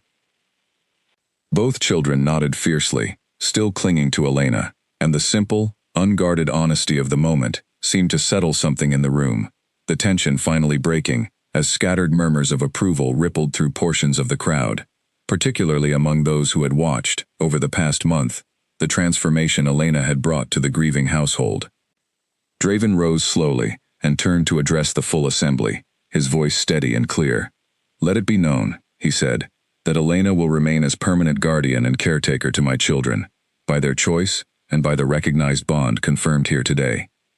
And let it also be known," he continued, his eyes finding Elena's once more, something raw and undeniable passing between them, "that I intend to formally court her as well, with the full knowledge and blessing of my pack, should she consent to it." The hall erupted into a mixture of surprised murmurs, scattered applause, and, from a few corners where Edmund's most loyal supporters remained seated, uncomfortable silence. But Elena, still kneeling with two small children wrapped securely in her arms, heard none of it clearly, her entire attention fixed instead on the man kneeling before her, on the words he had just spoken in front of his entire pack, words that promised a future she had never dared to imagine for herself. The days following the naming ceremony passed in a strange, suspended haze for Elena, as though the world she had known for the past month had shifted permanently onto a different axis. Word of what had happened in the Great Hall spread quickly throughout the pack territory, carried by servants and council members and the visiting delegations who returned to their own lands with stories of the Border Omega, who had won the hearts of the future heirs, so completely that even the Alpha King himself had declared his intentions publicly. Not everyone welcomed the change with open arms. Edmund, though publicly subdued following his humiliation at the ceremony, continued to voice quiet objections within smaller council gatherings, insisting that a formal courtship required extensive vetting, that Elena's lack of lineage remained a genuine concern, regardless of whatever bond the children had formed with her. Priscilla departed Blackthorn within days of the ceremony, her wounded pride evident in the stiff, formal farewell she offered, before her carriage disappeared down the long road back toward Ravenswood territory, though she left behind a lingering unease among certain factions of the council who had hoped her presence might yet salvage the arrangement they had originally envisioned. But for Elena, the most significant changes were far more personal than political. Where once she had carefully maintained distance from Draven, mindful of the boundaries that separated an Alpha King from an unranked Omega, those boundaries now felt increasingly porous, dissolving a little more with each passing day, as Draven made clear, through both words and actions, that his declaration in the Great Hall had been no impulsive political maneuver, but a genuine expression of feelings that had been building steadily since the first afternoon Elena had walked into his children's nursery. "You do not have to decide anything quickly," Draven told her one evening, a week after the ceremony, as they sat together in the garden while the twins chased fireflies across the darkening lawn. "I know this is a great deal to consider. The courtship, if you choose to accept it, would bring scrutiny you have never had to face before. Council meetings, formal introductions, the constant judgment of those who believe status matters more than character. I have spent my entire life being judged for things beyond my control," Elena said quietly, watching Ren's delighted laughter as she cupped her hands around a firefly, only to release it moments later, with careful gentleness. "I am not afraid of judgment, Draven. I am only afraid of losing what we have already built, if this becomes something more, and it does not work as we hope." "I cannot promise it will be easy," Draven said honestly, reaching over to take her hand, a small gesture that still sent a warm current through Elena's entire body, despite the weeks that had passed, since their feelings had first been acknowledged openly between them. "But I can promise that whatever happens, my children will always need you, and I have come to realize that I need you as well, in ways I did not expect to feel again after losing Celine." Elena squeezed his hand gently, understanding the weight behind his words, the careful acknowledgement that what existed between them did not erase the love he had carried for his first mate, but existed alongside it, a new chapter, rather than a replacement for what had come before. "Then let us take it slowly," Elena said, "for their sake, and for ours. Let the pack see, over time, that this is not a fleeting infatuation, born of grief and gratitude, but something real, something built carefully and honestly."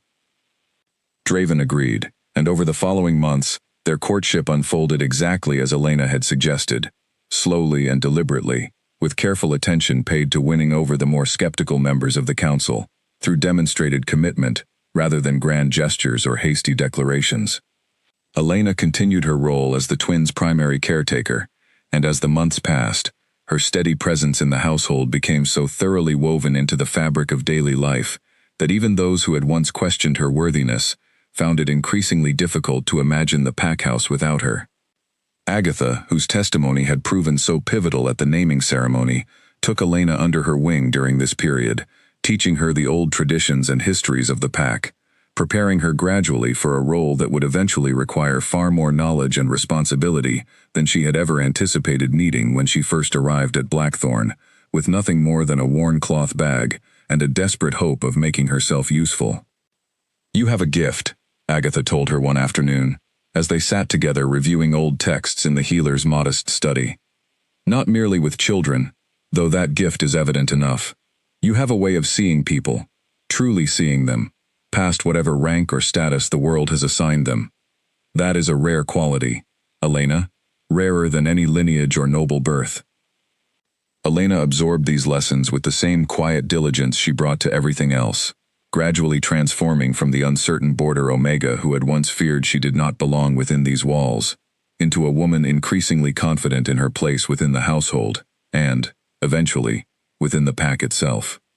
Mira remained a steady ally throughout this transition, her early faith in Elena's ability finally vindicated in the eyes of the entire pack, and the friendship that had formed between the two women during those first uncertain weeks deepened into something resembling true sisterhood, a bond that would prove invaluable in the years ahead, as Elena navigated the complexities of pack politics she had never expected to encounter. Edmund's resistance, though never fully extinguished, gradually softened as well, worn down, not by confrontation, but by the simple, undeniable evidence of what Elena had accomplished, evidence that grew more visible with each passing season, as Finn and Ren flourished under her steady care, their early grief giving way to a childhood filled increasingly with laughter and security, and the kind of stability that had seemed impossibly out of reach in the difficult months following Celine's death. 6 months after the naming ceremony, on a crisp winter morning with frost gathering delicately on the garden hedges, Draven formally requested Elena's hand in the traditional ceremony that would mark her as his intended Luna, a request made not in the grand hall before the full assembly of council members and visiting dignitaries, but quietly, in the same garden where their feelings had first found room to grow, with only Finn and Ren present as witnesses to the moment. "Will you say yes?" Ren asked eagerly, practically vibrating with excitement as she watched her father kneel before Elena, a simple silver ring, etched with the old symbols of Blackthorn's lineage, held carefully in his outstretched hand.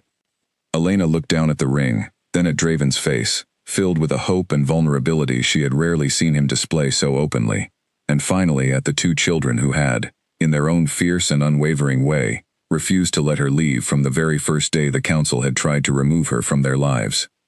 "Yes," she said, her voice thick with emotion, as Draven slipped the ring onto her finger, and the twins erupted into delighted cheers, throwing themselves into the embrace that followed, a tangle of small arms and laughter, and tears that felt, finally, entirely and completely like home. The formal wedding ceremony took place the following spring, a celebration that drew pack members and allied delegations from across the northern territories, all eager to witness the union that had begun, so improbably, with a border Omega walking into a nursery no one else had managed to calm. Elena stood before the assembled crowd in a gown far simpler than anything Priscilla had ever worn, though it suited her perfectly, and as Draven took her hands in the traditional binding ceremony, she felt the weight of every hardship she had endured settle finally into something resembling peace. Edmund, seated among the council members who had once so fiercely opposed her presence, offered a stiff but genuine nod of acknowledgement as the ceremony concluded, a small gesture that Elena chose to accept graciously, understanding that not every heart changed quickly, but that even the most stubborn resistance could soften, given enough time and enough undeniable proof of character. That evening, as the celebration continued in the great hall, Elena slipped away briefly to check on Finn and Ren, now nearly 3 years old, and full of the kind of boundless energy that had once seemed impossibly out of reach during those first difficult months of grief. She found them curled together on a small bench near the garden, watching the stars begin to emerge in the darkening sky. "Are you happy?" Finn asked, looking up at her with the same sharp, searching eyes that had once assessed every stranger who entered the nursery with such fierce suspicion. "I am," Elena said, settling down beside them, pulling both children close, as she had done so many times before, though this time, with the certainty that she would never be asked to leave, that the bond they had formed together, against every obstacle the world had placed in their path, would remain unbroken for the rest of their lives. "We knew," Ren said with quiet satisfaction, resting her head against Elena's shoulder. "We knew you were supposed to stay." Elena smiled, pressing a gentle kiss to the top of Ren's head, and looked up at the stars scattered across the vast winter sky, thinking of everything that had led her to this moment, from the desperate uncertainty of her earliest days at the border settlement, to the fierce, unshakable love of 2 small children who had refused, against every pressure the world could muster, to let her go. Behind her, she heard footsteps approaching, and turned to find Draven watching them with an expression of such profound contentment that it took her breath away entirely. "Come," he said softly, extending his hand toward her. "Our family is waiting." Elena rose, gathering both children close, and together they walked back toward the warm light of the great hall, toward the pack that had finally, fully embraced them, toward a future that promised, at long last, exactly the kind of home Elena had once believed she would never truly find. The weeks following the wedding brought a different kind of challenge, one Elena had not fully anticipated despite Draven's earlier warnings about the scrutiny that would come with her new position. Becoming Luna of Blackthorn meant far more than simply continuing her role as the twins' caretaker. It meant learning the intricate details of pack governance, the histories and alliances that stretched back generations, the delicate balance of diplomacy required to manage relationships with allied territories, and the constant, watchful eyes of a council that had not entirely forgotten its earlier objections. Mira took it upon herself to guide Elena through this transition, spending long hours each week reviewing pack records, explaining the customs surrounding formal gatherings, and coaching her through the particular etiquette expected when receiving visiting dignitaries. Elena absorbed these lessons with the same quiet determination she had brought to every challenge in her life, though the sheer scope of her new responsibilities sometimes left her exhausted by the end of each day. "You are doing wonderfully," Mira assured her one evening, as they sat together, reviewing a stack of correspondence from a neighboring pack, requesting a formal meeting with Draven regarding shared hunting grounds. "Better than most Lunas manage in their first year, honestly. Celine struggled a great deal in the beginning as well, if it offers any comfort." The mention of Celine's name no longer carried the same sharp discomfort it once might have. Elena had come to understand, over the months of her courtship with Draven, that honoring his first mate's memory was not something to be avoided or feared, but something woven naturally into the fabric of the family she had joined. She had asked Draven once, gently, to tell her more about Celine, and he had done so willingly, sharing stories that helped Elena understand not a rival to be measured against, but a woman whose love had shaped the household Elena now called home, whose memory lived on most clearly in the fierce, protective love the twins carried within them.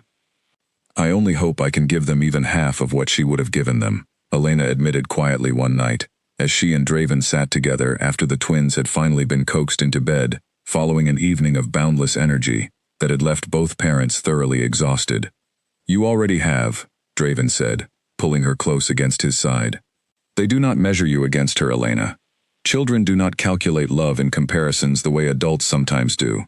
You are simply theirs, in your own right, and that has never once been in question, not since the very first afternoon you walked into that nursery." Elena's transition into her new role was not without friction, however. Edmund, though publicly cooperative in the months following the wedding, continued to test the boundaries of her authority in subtle ways, questioning her decisions in council meetings, suggesting alternative approaches whenever she proposed changes to household or pack matters, always careful to frame his objections as concern rather than outright opposition, though Elena recognized the pattern easily enough, after months of navigating his quiet resistance. Matters came to a head during a particularly contentious council session, 3 months into Elena's tenure as Luna, when a delegation from a smaller allied pack arrived, requesting assistance, following a difficult harvest season. Their stores depleted after an unusually harsh summer had damaged much of their crop yield. Elena, drawing on her own memories of hunger and scarcity from her years at the border settlement, advocated strongly for sending immediate aid, proposing a detailed plan for distributing surplus grain from Blackthorn's own reserves. "This is a generous impulse," Edmund said, his tone carrying the particular condescension he reserved for moments when he wished to undermine Elena's judgment without appearing openly dismissive, "but perhaps not a practical one. Our own reserves must be carefully managed. We cannot simply give away resources every time an allied pack faces difficulty, however sympathetic their circumstances may be." "I am not suggesting we give away everything," Elena countered evenly, refusing to be intimidated by his tone.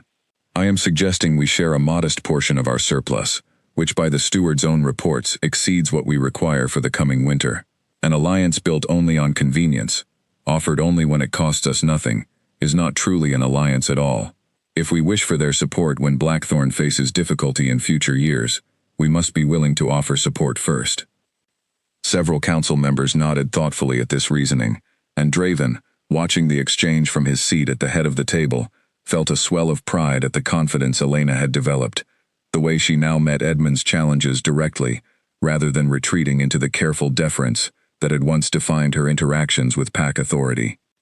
The Luna's proposal has merit, Draven said finally, settling the matter with the authority only he could wield. We will send the aid as she has suggested. Edmund, you will oversee the logistics of the shipment, given your experience with resource management. The assignment, delivered with careful diplomacy, gave Edmund a face-saving role in implementing a decision he had opposed, and though his expression remained carefully neutral, Elena caught the slight, grudging respect that flickered behind his eyes as the meeting concluded. It was not full acceptance, not yet, but it was progress, another small step in the long, gradual process of earning genuine standing within a pack that had once viewed her as nothing more than a temporary, unwanted solution to a household crisis. The allied pack's gratitude, when it arrived weeks later in the form of a formal letter praising Blackthorn's generosity and pledging future cooperation, further strengthened Elena's standing among the council members who had initially doubted her judgment. Word spread quickly through pack territories of the new Luna's compassion and practical wisdom, and slowly, steadily, the whispers that had once questioned her worthiness began to shift toward something closer to genuine respect.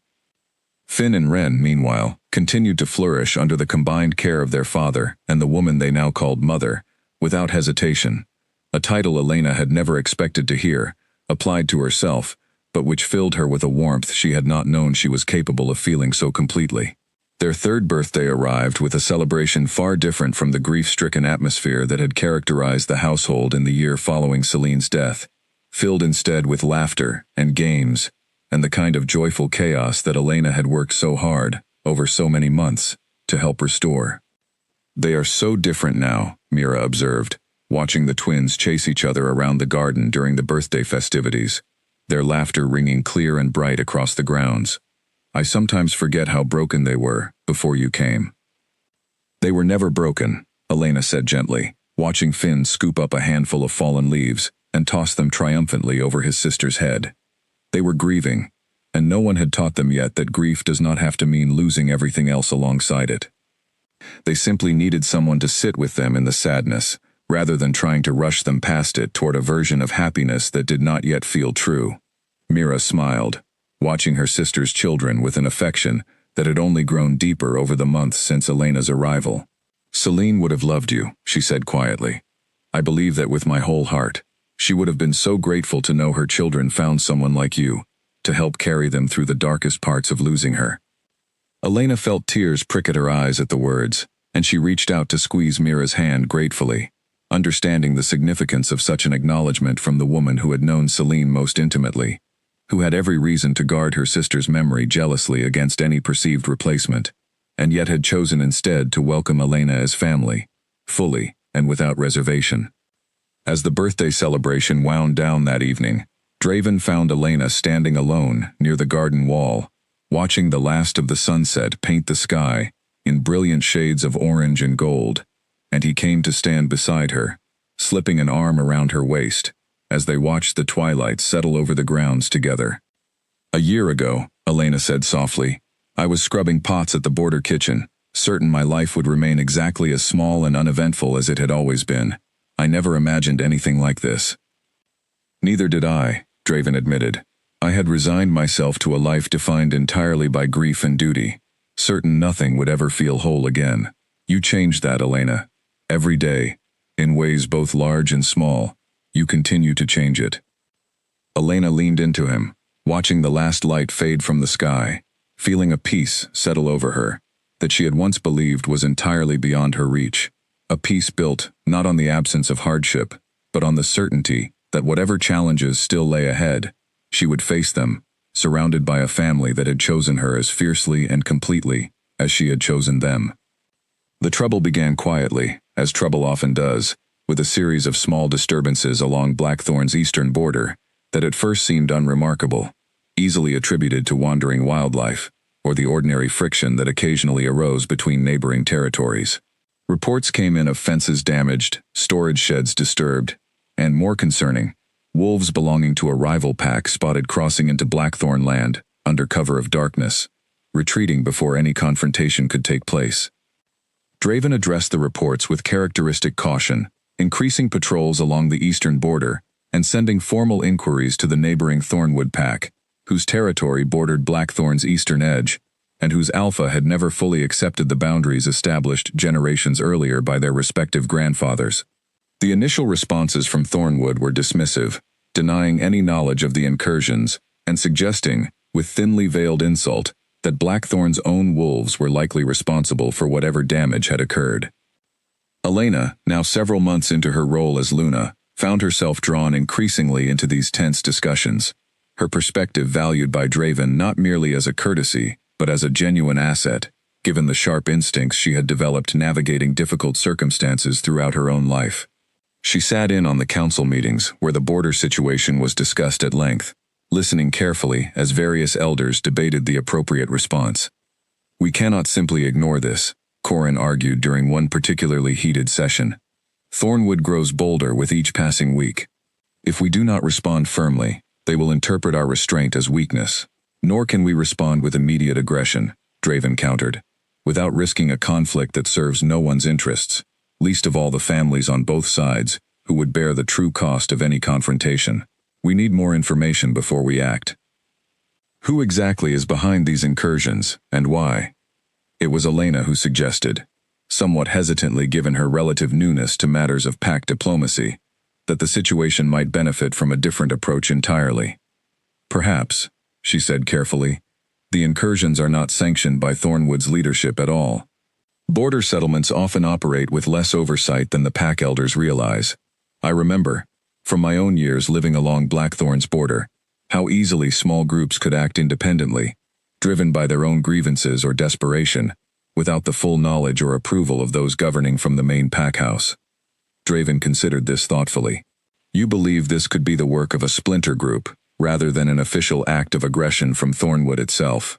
"It is possible," Elena said, "and if that is the case, an aggressive response aimed at Thornwood's leadership could damage an alliance unnecessarily, when the true source of the problem lies elsewhere entirely." The suggestion prompted a shift in strategy, and Draven dispatched a small, discreet team to investigate the border incursions more thoroughly before escalating the matter diplomatically. The investigation, led by one of Blackthorn's most trusted trackers, confirmed within days exactly what Elena had suspected. A group of disaffected wolves from Thornwood's own border settlement, frustrated by years of neglect from their pack's leadership and desperate for resources their own depleted lands could no longer adequately provide, had been responsible for the incursions, acting entirely without the knowledge or sanction of Thornwood's alpha. Armed with this information, Draven arranged a formal meeting with Thornwood's leadership, presenting the evidence calmly and proposing a joint solution rather than issuing accusations or demands. The meeting, held in neutral territory between the two packs' borders, proved surprisingly productive, with Thornwood's alpha, mortified by the revelation of his own border settlement's desperate circumstances, agreeing to address the underlying resource shortages that had driven his people to such actions in the first place. Elena attended the meeting alongside Draven, and though she remained largely silent throughout the formal proceedings, her earlier insight had shaped the entire resolution, transforming what might have become a costly and unnecessary conflict into an opportunity for strengthened cooperation between the two packs. Thornwood's alpha, before departing, offered Elena a formal acknowledgement of her contribution, a gesture that further cemented her growing reputation among Blackthorn's allies as a Luna whose wisdom extended well beyond the nursery where her journey had first begun. "You saved us from a war that would have cost lives on both sides," Draven told her that evening, as they rode back toward the pack house together, the tension of the preceding weeks finally beginning to ease. "I do not say that lightly, Elena. Your instincts, born from hardship you should never have had to endure, have become one of Blackthorn's greatest assets." "I only remembered what desperation looks like," Elena said quietly. "It was not so long ago that I understood it intimately myself." Edmund, present at the border meeting as part of the formal council delegation, found himself unable to muster his usual objections in the aftermath of such a clear diplomatic success. Whatever reservations remained about Elena's status, They had grown increasingly difficult to sustain against the mounting evidence of her genuine capability. And though he never offered the kind of open warmth that Mira or Agatha extended so freely, his opposition softened into something closer to grudging, professional respect. The closest thing to acceptance Elena suspected she would ever receive from the stern old council member. The resolution of the border conflict marked something of a turning point for Elena's standing within Blackthorn, the final lingering doubts among the more skeptical pack members finally giving way to genuine acceptance. She was no longer simply the border Omega who had unexpectedly calmed the Alpha's grieving children, nor merely the young woman whose personal bond with the twins had forced the council's hand at the naming ceremony.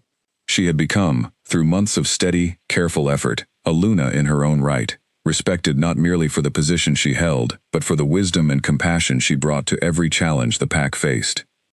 Finn and Ren, now approaching their 4th year, seemed to sense the shift as well, growing increasingly confident in their own identities as the future heirs of a pack that had, under their parents' combined leadership, weathered a potential crisis without bloodshed and emerged stronger for the experience.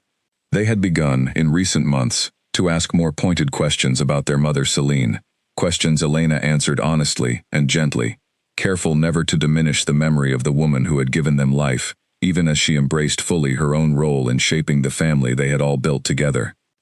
"Do you think she would like you?" Ren asked one evening, as Elena tucked her into bed, the question arriving with the particular directness that only children seemed capable of delivering. "I hope so," Elena said honestly, smoothing back a stray curl from Ren's forehead. "I think, more than anything, she would want you and Finn to be happy and loved, and I intend to spend every day making sure that remains true, for as long as I possibly can." Ren seemed satisfied with this answer, drifting toward sleep with the easy trust of a child who had, despite the early hardships of her short life, come to believe fully in the stability and love that now surrounded her, a belief that would not have been possible without the fierce, unwavering determination that had first brought Elena into her life, and that continued, through every challenge large and small, to keep their family bound together. Spring arrived early that year, bringing with it warmer winds and the first blooms of color returning to Blackthorn's gardens. And with the changing season came a visitor Elena had never expected to see again. She was overseeing the planting of new herbs in the garden, Ren kneeling beside her with dirt smudged across her small nose, when a steward approached hesitantly, informing her that a traveler had arrived at the gates asking specifically for her by name. "Did they give a name?" Elena asked, brushing soil from her hands as she rose. "An older woman," the steward said. "She called herself Old Bettina, my lady. Said she traveled from the border settlement and would not leave without speaking to you directly."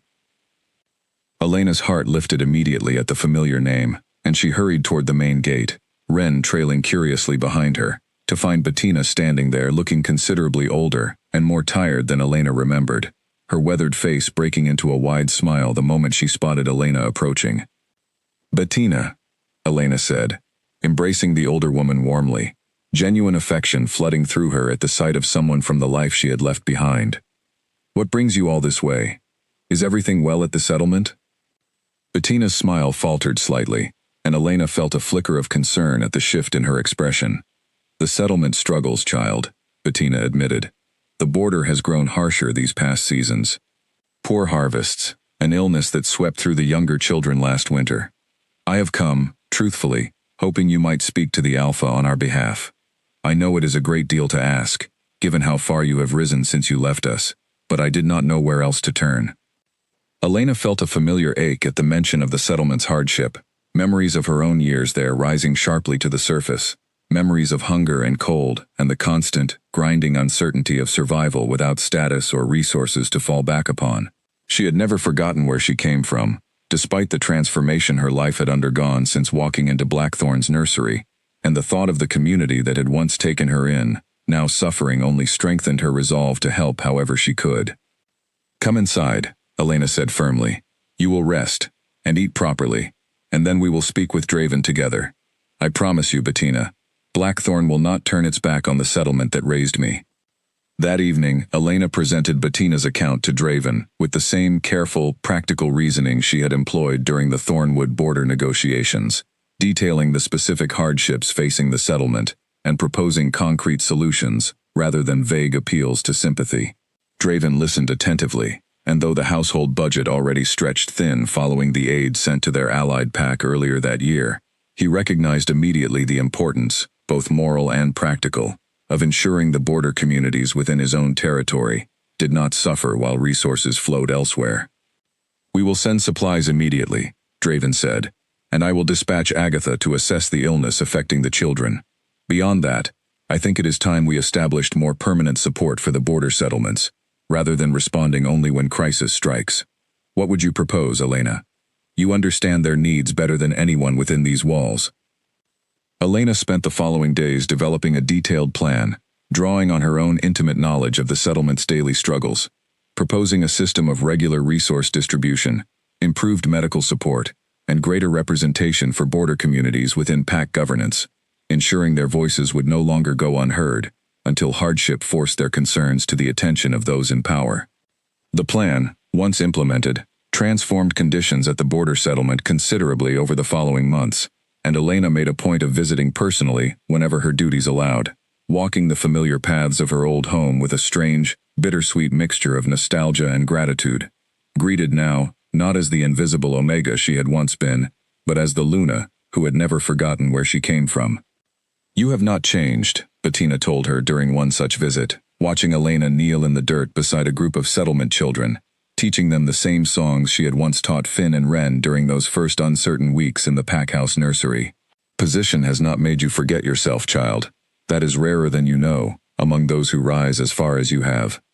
"I could never forget this place," Elena said, watching the children's delighted faces as they sang along, their voices carrying across the settlement grounds. "It taught me everything I needed to know about survival, about compassion, about understanding what people truly need, rather than what status suggests they deserve. Whatever I have become, I owe a great deal of it to the years I spent here." The connection Elena maintained with her old community did not go unnoticed among Blackthorn's council, and where such humble origins had once been used as ammunition against her worthiness to serve as Luna, they had gradually transformed, in the eyes of most pack members, into one of her greatest strengths, evidence of a leader who understood hardship intimately and governed with genuine empathy rather than distant, theoretical concern. Even Edmund, during a council session reviewing the settlement's improved conditions, found himself offering something approaching genuine praise. "The Luna's reforms have proven remarkably effective," he acknowledged, reviewing the reports before the assembled council. "Settlement productivity has increased considerably, and reports of unrest have all but disappeared since the new support systems were implemented. I confess I did not anticipate such thorough success." Draven caught Elena's eye across the council chamber at this admission, a small, private smile passing between them that spoke volumes about how far they had come together since the days when Edmund's opposition had threatened to tear their fragile family apart entirely. That summer brought yet another significant change to the household, one that filled Elena with a joy she had never quite dared to hope for during her uncertain early days at Blackthorn. She discovered, during a routine visit with Agatha, that she was carrying a child of her own, a sibling for Finn and Ren who would join their family by the following spring. "Are you frightened?" Draven asked gently, when Elena shared the news, watching her carefully for any sign of the anxiety such a significant change might reasonably provoke. "A little," Elena admitted honestly. "I never imagined myself as a mother, not truly. Not until I met Finn and Ren. Now I find myself wondering if I can possibly love another child as fiercely as I already love them." "You will," Draven said with quiet certainty, pulling her close. "I have watched you these past years, Elena. Your capacity for love only ever grows. It never diminishes, no matter how many people you welcome into your heart." When Elena told the twins the news that evening, their reaction exceeded even her most hopeful expectations. Rather than the jealousy or uncertainty she had privately worried might accompany the announcement, both children erupted into immediate, unrestrained excitement, peppering her with eager questions about the sibling who would soon join their family. "Will it be a girl or a boy?" Ren demanded, practically bouncing with anticipation. "We do not know yet," Elena said, laughing at her daughter's enthusiasm. "We will simply have to wait and see." "I will teach them everything," Finn announced solemnly, with the grave seriousness of an older sibling already planning out his future responsibilities. "How to find the best hiding spots in the garden, and which flowers are safe to eat, just like you taught us. Elena felt her heart swell with a happiness so complete, it nearly overwhelmed her. Watching her children, the ones who had first, so fiercely and unexpectedly, claimed her as their own, now preparing to welcome a new sibling with the same open, generous love that had once saved her from a life of quiet, invisible loneliness at the border settlement. The months of her pregnancy passed with the same steady rhythm that had come to define her life at Blackthorn, filled with the ordinary business of governing alongside Draven, caring for Finn and Wren as they continued to grow and flourish, and preparing, with growing anticipation, for the arrival of their newest family member.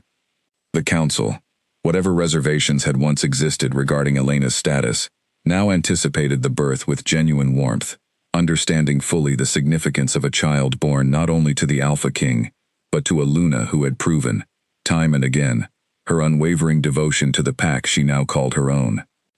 The baby arrived on a cold morning in early spring, nearly a full year after the naming ceremony that had first forced Elena's place within the family into the open before the entire pack. Her labor began just before dawn, and by the time the sun had fully risen over Blackthorn's grounds, Agatha emerged from the birthing chamber to announce, with visible relief and joy, that Elena had delivered a healthy daughter, small and fierce, and already crying with the same determined spirit that seemed to run through every member of this particular family. Draven, who had paced the hallway outside for hours, nearly stumbled in his haste to reach Elena's side, and when he finally saw her, exhausted but radiant, cradling their newborn daughter against her chest, he felt an overwhelming rush of emotion that left him momentarily unable to speak. "She is perfect," Elena murmured, exhaustion evident in her voice, but overshadowed entirely by the fierce tenderness with which she looked down at the small bundle in her arms. "Look at her, Draven. Look at what we made together."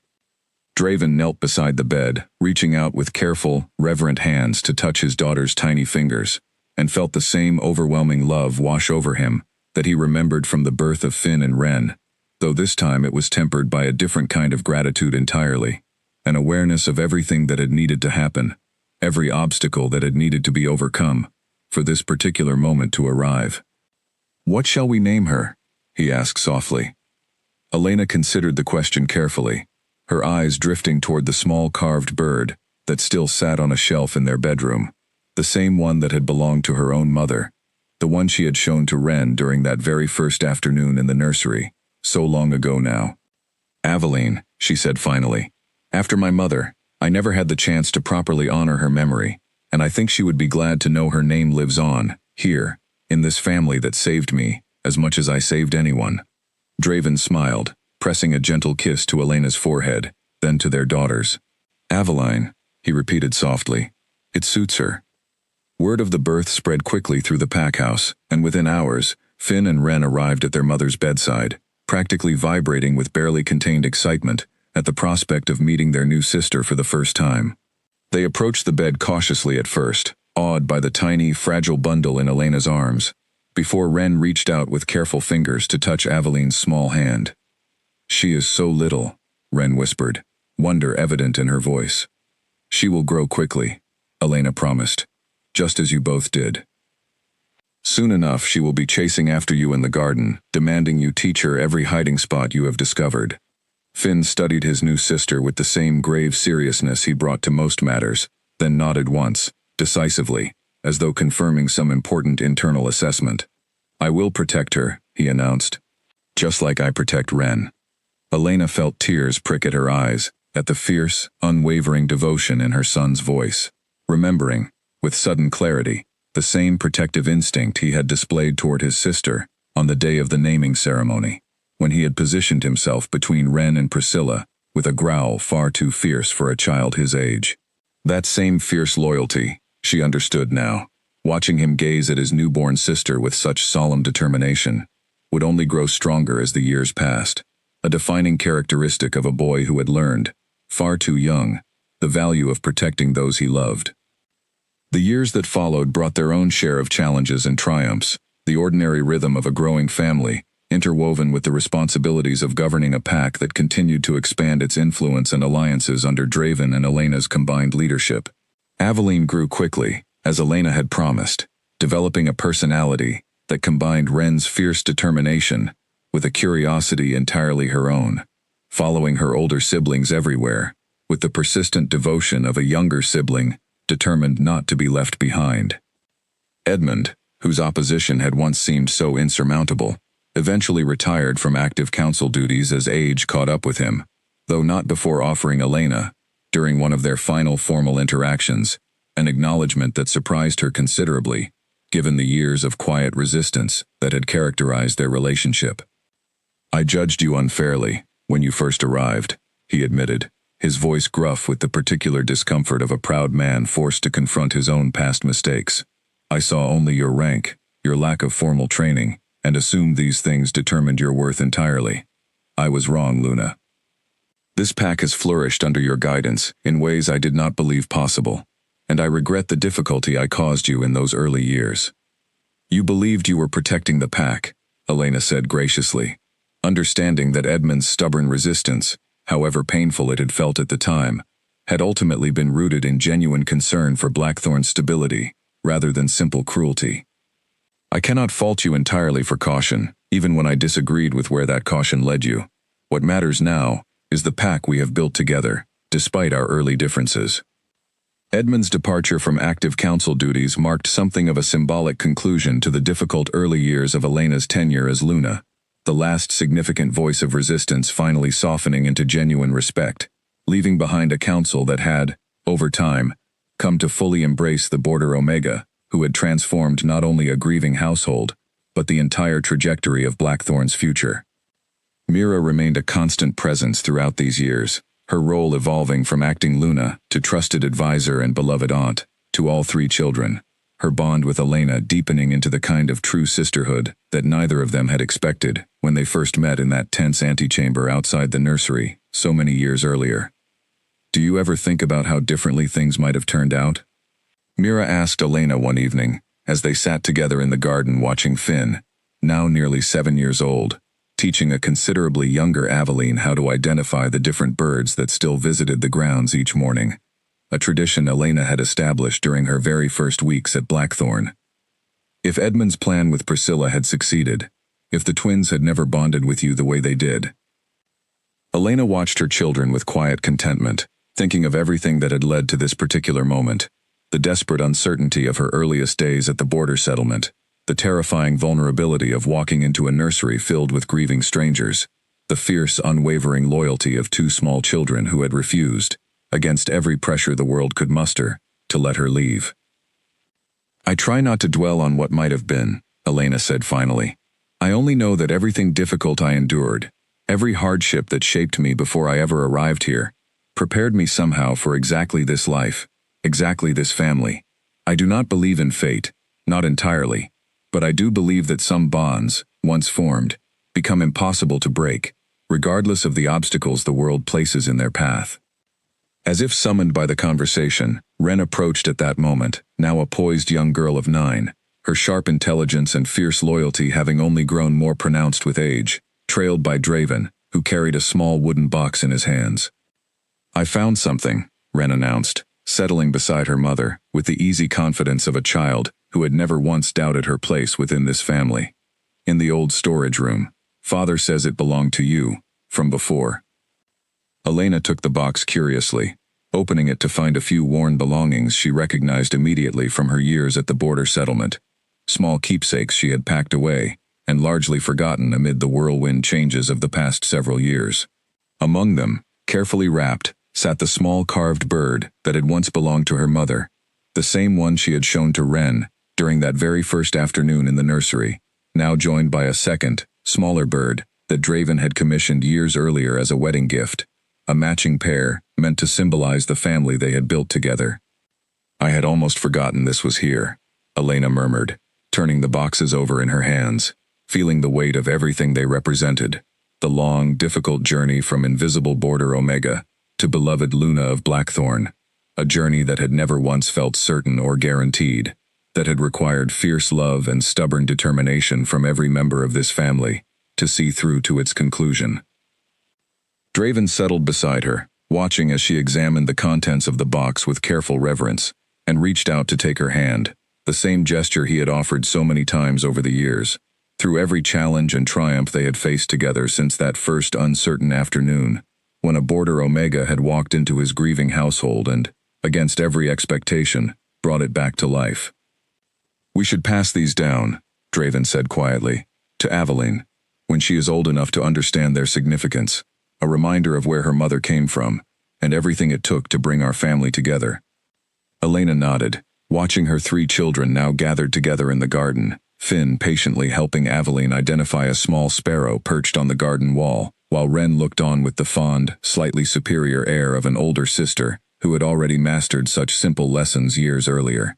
The sight filled her with a peace so complete it seemed to settle into her very bones, a certainty that whatever challenges still lay ahead for their family and their pack, they would face them together, bound by a love that had proven, time and again, far stronger than status or tradition, or the careful calculations of a council that had once believed such bonds impossible. That evening, as the sun set over Blackthorn's grounds in brilliant shades of gold and crimson, Elena stood at the window of the nursery that had once been the site of so much grief and turmoil, now transformed into a room filled with the warm, ordinary chaos of a thriving family. She thought of the frightened, uncertain young woman who had first stepped through this door years ago, expecting nothing more than a temporary position, and finding instead a family, a purpose, a home that had exceeded every hope she had ever dared to hold for herself. Behind her, she heard the familiar sound of small feet approaching, and turned to find Aveline reaching up with insistent hands, demanding to be lifted, while Finn and Wren settled onto the rug nearby, waiting expectantly for the evening story that had become as much a tradition in this household as the ancient ceremonies that governed pack succession. "One more story," Wren said, echoing the same request she had made so many times over the years. "Before bed."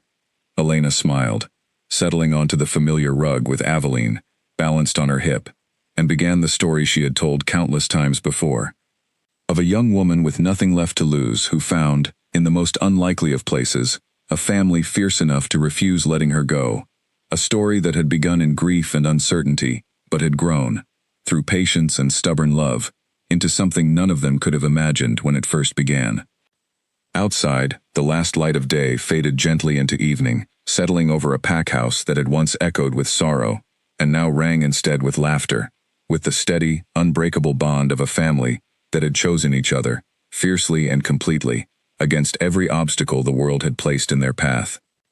It was during Aveline's 3rd summer, when Finn had grown into a serious, capable boy of 9, and Wren had become known throughout the pack for her sharp wit and fierce sense of justice, that a challenge arrived at Blackthorn's gates, unlike anything the family had faced before.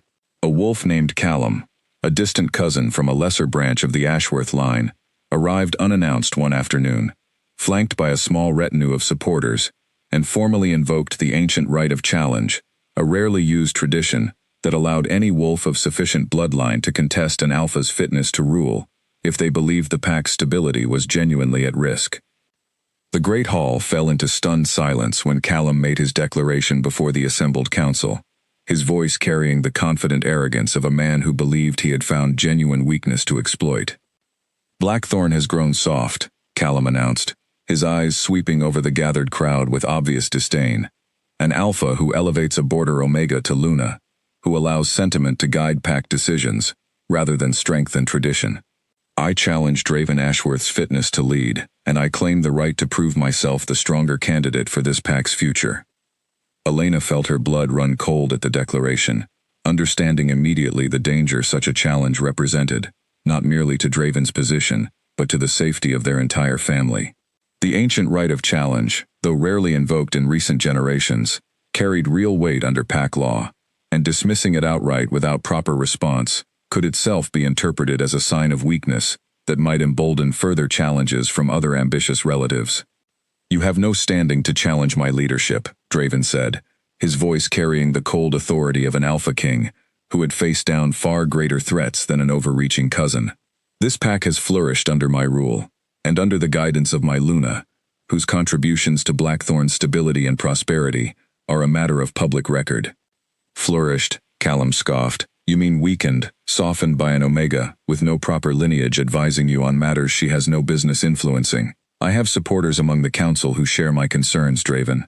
This is not merely my challenge alone. A murmur swept through the hall at this claim, and Elena's eyes immediately sought out Edmund, wondering with a flicker of old anxiety whether her former adversary had finally found common cause with this new threat. But Edmund, to her considerable relief, rose from his seat with visible indignation, his voice carrying clearly across the hall. I know nothing of this challenge, nor do I support it, Edmund said firmly. Whatever reservations I once held regarding the Luna's position have long since been settled by her demonstrated wisdom and dedication to this pack. If you have supporters among this council, Callum, they have not made themselves known to me, and I suspect you overstate your influence considerably. Callum's confident expression flickered slightly at this public rejection from a council member he had clearly hoped to count among his allies, but he recovered quickly, unwilling to abandon a challenge he had traveled considerable distance and staked significant personal pride upon making. The law is clear regardless of council sentiment, Callum said. I have the bloodline right to challenge, and I intend to see this through, whether the council supports me or not. Draven Ashworth, I demand formal combat, as tradition dictates, to settle the matter of Blackthorn's true leadership. Draven's jaw tightened, and Elena felt a sharp spike of fear at the prospect of formal combat, aware of exactly what such a confrontation might entail, the very real danger it posed regardless of how confident Draven remained in his own strength and ability. I accept your challenge, Draven said, his voice steady despite the tension evident in his shoulders. Though I would ask, before we proceed to combat, that the council review the full circumstances of your claim. Ancient law also requires that any challenger demonstrate genuine, substantiated concerns regarding the pack's stability, not merely personal ambition dressed in the language of tradition. This procedural challenge, while not preventing the eventual combat entirely, bought valuable time for the council to investigate Callum's claims more thoroughly. And over the following days, it became increasingly clear that his accusations held little substance beyond his own resentment at watching a lesser branch of the family, his own, remain permanently excluded from Blackthorn's central leadership, while distant cousins like Draven inherited power and influence Callum believed should have been more broadly shared among the extended bloodline.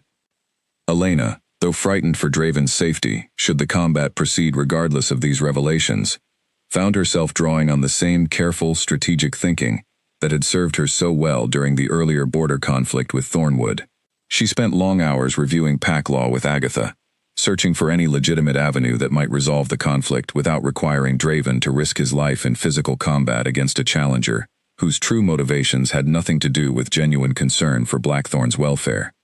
There is a provision, Agatha said finally, after days of careful research through the pack's oldest legal texts, rarely invoked in recent memory, that allows an alpha to appoint a designated champion to stand in formal combat on their behalf, provided the champion holds sufficient standing, and the alpha can demonstrate that his continued presence and leadership serves the pack's immediate stability more than personal combat would.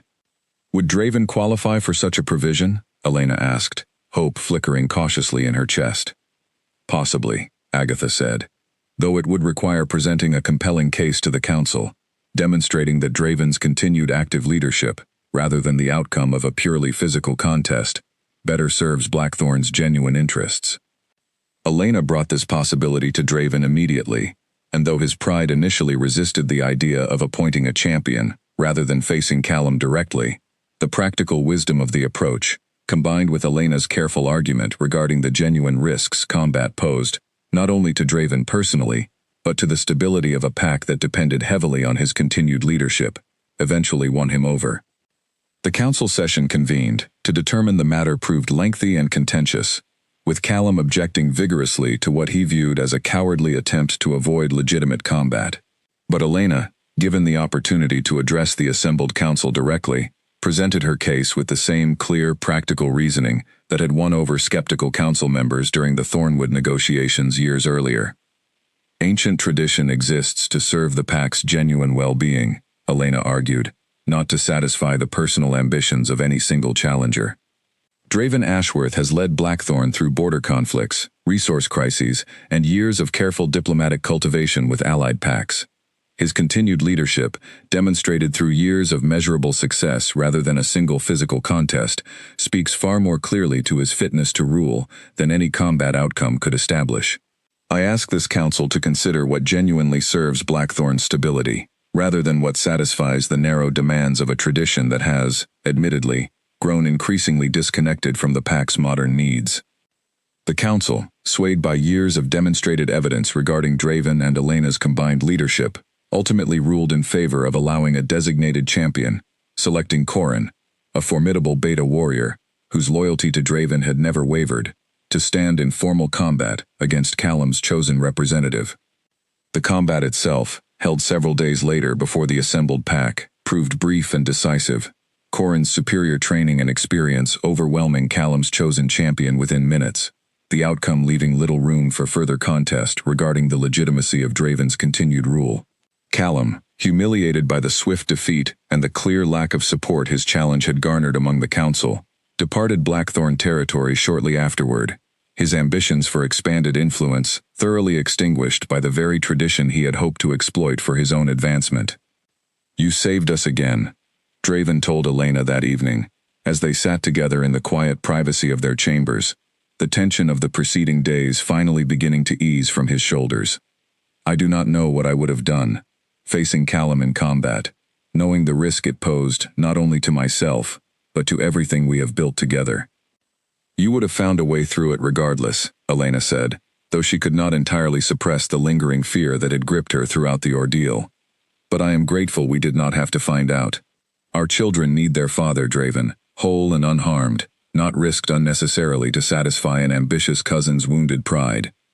The children, sheltered as much as possible from the full weight of the danger their family had faced, nonetheless sensed the tension that had gripped the household during those uncertain days, and it was Finn, now old enough to understand at least the broad strokes of what had occurred, who approached his parents that evening, with a question that revealed how deeply the values Elena had instilled in him had taken root. "Is it true," he asked, "that Mother convinced the council to let Corrin fight instead of father?" "It is true," Draven confirmed, watching his son carefully. Finn considered this for a long moment, his young face serious in the particular way that reminded Draven so much of Celine, even now, years after her passing. "That was clever," he finally said. "Finding a way to win, without anyone getting hurt who did not need to be. That is what a good leader does, is it not? Find the smartest path forward, not just the strongest one."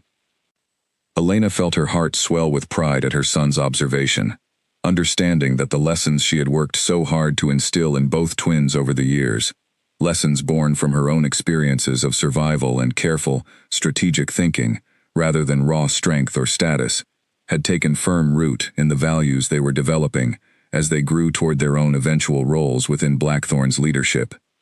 "That is exactly what a good leader does," Elena confirmed, pulling both Finn and Ren close. "Strength matters, but wisdom matters more.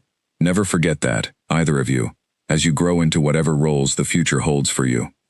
The challenge from Callum, though frightening in the moment, ultimately served to further cement Elena's standing within Blackthorn, the pack having witnessed firsthand the strategic wisdom that had first drawn Draven to her years earlier, now fully recognized as an indispensable asset to the pack's continued stability and success. Whatever doubts had lingered among the more traditional council members regarding an Omega's fitness to serve as Luna had been thoroughly, publicly dispelled, replaced by genuine respect for a woman who had proven, time and again, that true leadership depended far more on wisdom and compassion than on the accident of birth or rank that had once seemed to define her entire worth in the eyes of the world.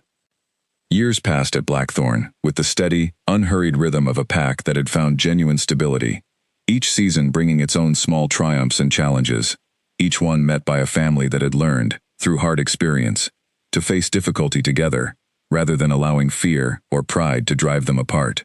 Finn and Ren grew from the fierce, grieving toddlers who had once rejected every caretaker sent their way into confident, capable young wolves, approaching the threshold of adulthood, their bond with Elena never once wavering, despite the years that separated the desperate uncertainty of their earliest days together from the settled security of the family they had become. On the eve of the twins' 16th birthday, the pack prepared for their formal coming-of-age ceremony, a significant milestone that would mark their official recognition as adult members of Blackthorn, eligible now to take on greater responsibilities within pack governance and, eventually, to assume the mantle of leadership that would one day pass to them as Draven's heirs. The preparations for such a significant event rivaled even the naming ceremony that had, so many years earlier, first forced Elena's place within the family into the open before the entire assembled pack. Elena found herself reflecting often, during those final preparations, on how far they had all traveled since that tense, uncertain afternoon, when she had first stepped into a nursery filled with grieving strangers, uncertain whether she would last even a single day, in a household that had already driven off 10 trained caretakers before her. The frightened boarder Omega, who had arrived with nothing more than a worn cloth bag and a desperate hope of making herself useful, had transformed, over 16 years, into a Luna whose wisdom and compassion had shaped not only her own family, but the broader trajectory of an entire pack's future. "Do you remember?" Draven asked her one evening, as they walked together through the same garden where their courtship had first quietly bloomed all those years ago. "The first time I found you in this garden, showing Ren that little blue bird?" "I remember," Elena said, smiling at the memory. "I remember being terrified you would send me away the moment a proper caretaker was found. I never imagined we would still be standing here together, all these years later." "Neither did I," Draven admitted. "Though I think some part of me knew, even then, that something significant had shifted the moment you walked through that nursery door. I had spent a year convinced nothing would ever feel whole again, after losing Celine. You proved me wrong, in ways I am still grateful for, every single day." Their conversation was interrupted by the arrival of Aveline, now a spirited girl of 13, who had grown into a fierce blend of her siblings' most admirable qualities. Finn's steady seriousness, tempered by Ren's sharp wit and boundless curiosity.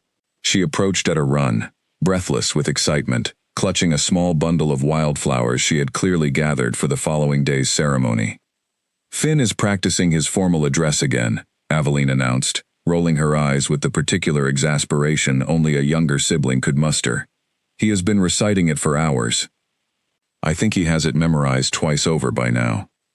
Elena laughed, remembering her own nervous preparations before significant pack events during her early years as Luna, understanding completely the anxious perfectionism that likely drove her son's repeated practice. "He wants everything to be perfect," she said. "Just as you will, when your own coming of age arrives in a few years." "I will not be nearly so nervous," Aveline declared, with the supreme confidence of youth, though Elena suspected, with fond amusement, that her daughter would likely prove just as anxious when her own significant milestone eventually arrived, regardless of her current bold predictions. The following morning dawned clear and bright, and the great hall filled once again with pack members and visiting delegations, gathered now not to witness the uncertain presentation of grieving toddlers, but to formally celebrate 2 young wolves who had grown, under the combined guidance of their father and the mother who had chosen them as fiercely as they had once chosen her, into individuals whose future leadership the entire pack anticipated with genuine confidence and pride. Elena watched from her position beside Draven, as Finn and Ren approached the dais together, their formal robes marking the significance of the occasion, their bearing confident and composed, despite whatever nervous anticipation they might have carried privately into this pivotal moment. Agatha, now considerably older but still serving as the pack's revered healer, presided over the traditional ceremony, her voice carrying the same authority Elena remembered from the naming ceremony so many years earlier, though this time the words spoken carried none of the underlying tension that had once threatened to unravel everything Elena held dear. 16 years ago, Agatha said, addressing the assembled crowd, these 2 children arrived in this world, carrying grief far too heavy for their small shoulders. Grief that threatened to define their entire childhood, until an unexpected bond, formed against every prediction and expectation, restored to them the stability and love every child deserves. Today, we witness the result of that bond, 2 young wolves prepared to step into adulthood with the wisdom, compassion, and strength their unconventional family instilled in them from the very beginning. The formal recitations continued, Finn and Ren each speaking briefly to the assembled pack, their words reflecting the values Elena had worked so carefully to instill throughout their childhood, an emphasis on wisdom over raw strength, compassion over rigid tradition, understanding over quick judgment. "I have learned," Finn said, his voice steady and clear despite his earlier nervous practice, "that leadership is not about the accident of birth or the status one is born into. It is about the choices we make, the people we choose to trust and protect, and the wisdom we gather from every source willing to teach us, regardless of rank or lineage. My mother taught me that lesson more thoroughly than any formal training ever could." Elena felt tears prick at her eyes at her son's words, understanding the significance of hearing him articulate, before the entire assembled pack, the very values she had fought so hard to establish during her own difficult early years at Blackthorn, values that had once been dismissed by a skeptical council as unsuitable for an Omega, with no proper standing to influence pack governance. Ren's address, when it came, carried a similar theme, though delivered with her own characteristic wit and sharpness. "I was told once," she said, a small smile playing at her lips as she glanced toward Elena, "that I was too young to understand what proper meant when the council tried to convince me that status mattered more than genuine care. I understand now, far better than I did as a small child, that they were entirely wrong. My mother proved that every single day of my life, and I intend to carry that lesson forward into whatever leadership role the future holds for me." The ceremony concluded with the traditional blessing, and as the assembled pack erupted into celebration, Elena found herself embraced by both her children simultaneously, their arms wrapped around her with the same fierce, unwavering devotion they had first displayed, as small, grieving toddlers who had refused to let her leave their lives. "Thank you," Ren whispered against her shoulder, "for staying, all those years ago, when everyone tried to convince us you would not." "I could never have left you," Elena said, holding both her children close, feeling the same overwhelming love that had first taken root during those uncertain early weeks in the nursery, a love that had only grown stronger and deeper with every passing year. "You claimed me as your family, before I even understood what that meant. I have simply been trying to live up to that fierce, stubborn faith ever since." Draven joined the embrace moments later, and Aveline soon followed. The entire family gathered together in the midst of the celebrating crowd, a tangible symbol of everything they had built together against every obstacle that had once threatened to keep them apart. The council members who had once opposed Elena's presence so vehemently now watched the scene with genuine warmth, understanding fully, after 16 years of demonstrated evidence, exactly what kind of leader and mother Elena had become. That evening, as the celebration continued in the Great Hall, Elena slipped away briefly, to stand alone in the garden, drawn by old habit to the same quiet spot where her feelings for Draven had first been allowed room to grow, where she had once sat frightened and uncertain about a future she could not clearly envision.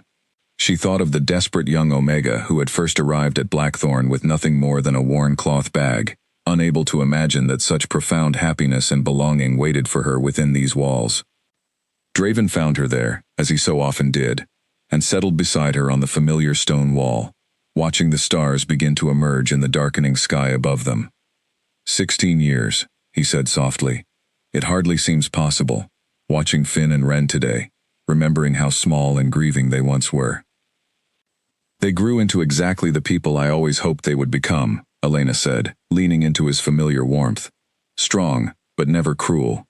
Confident, but never arrogant. They understand what truly matters, Draven. Because you and Agatha and Mira, everyone who helped shape them, made certain of it. You made certain of it, Draven corrected gently. More than anyone else, Elena. From that very first afternoon, you understood exactly what they needed, when 10 trained professionals had failed entirely to see it. Elena smiled, watching the stars scatter slowly across the vast evening sky, thinking of everything that had led to this particular moment, this particular life, so far beyond anything she had ever dared to imagine for herself during those difficult years at the border settlement, scrubbing pots and making herself as invisible and unremarkable as possible, simply to survive. I think, she said quietly, that some bonds are simply meant to be, regardless of the obstacles the world places in their path. I did not choose to love your children the moment I met them, Draven. I simply could not help it, could not have prevented it even if I had tried. And they, in their own fierce, stubborn way, refused to let me leave, regardless of what any council decreed. They knew what they needed, Draven said, long before any of the rest of us fully understood it. Sometimes, I think children see the truth more clearly than adults ever manage to, weighed down as we are by tradition and status, and all the careful calculations that so often obscure what genuinely matters. They sat together in comfortable silence for a long while, watching the stars multiply across the darkening sky, listening to the distant sounds of celebration still drifting from the great hall behind them, the laughter and music of a pack that had, under their combined leadership, grown into something stronger and more compassionate than it had ever been before. Inside, Finn and Ren continued celebrating their formal entrance into adulthood, surrounded by a pack that had come to love and respect them fully, while Aveline danced among the younger pack children, already dreaming of her own future coming-of-age ceremony still several years distant. And in the quiet garden beyond the great hall's warm light, Elena and Draven remained together, exactly as they had been for 16 years now, bound not by the careful calculations of political convenience, but by a love that had proven, time and again, far stronger than any obstacle the world had ever placed in its path. A family built, not on the accident of birth or status, but on the fierce, unbreakable choice to belong to one another, completely and forever.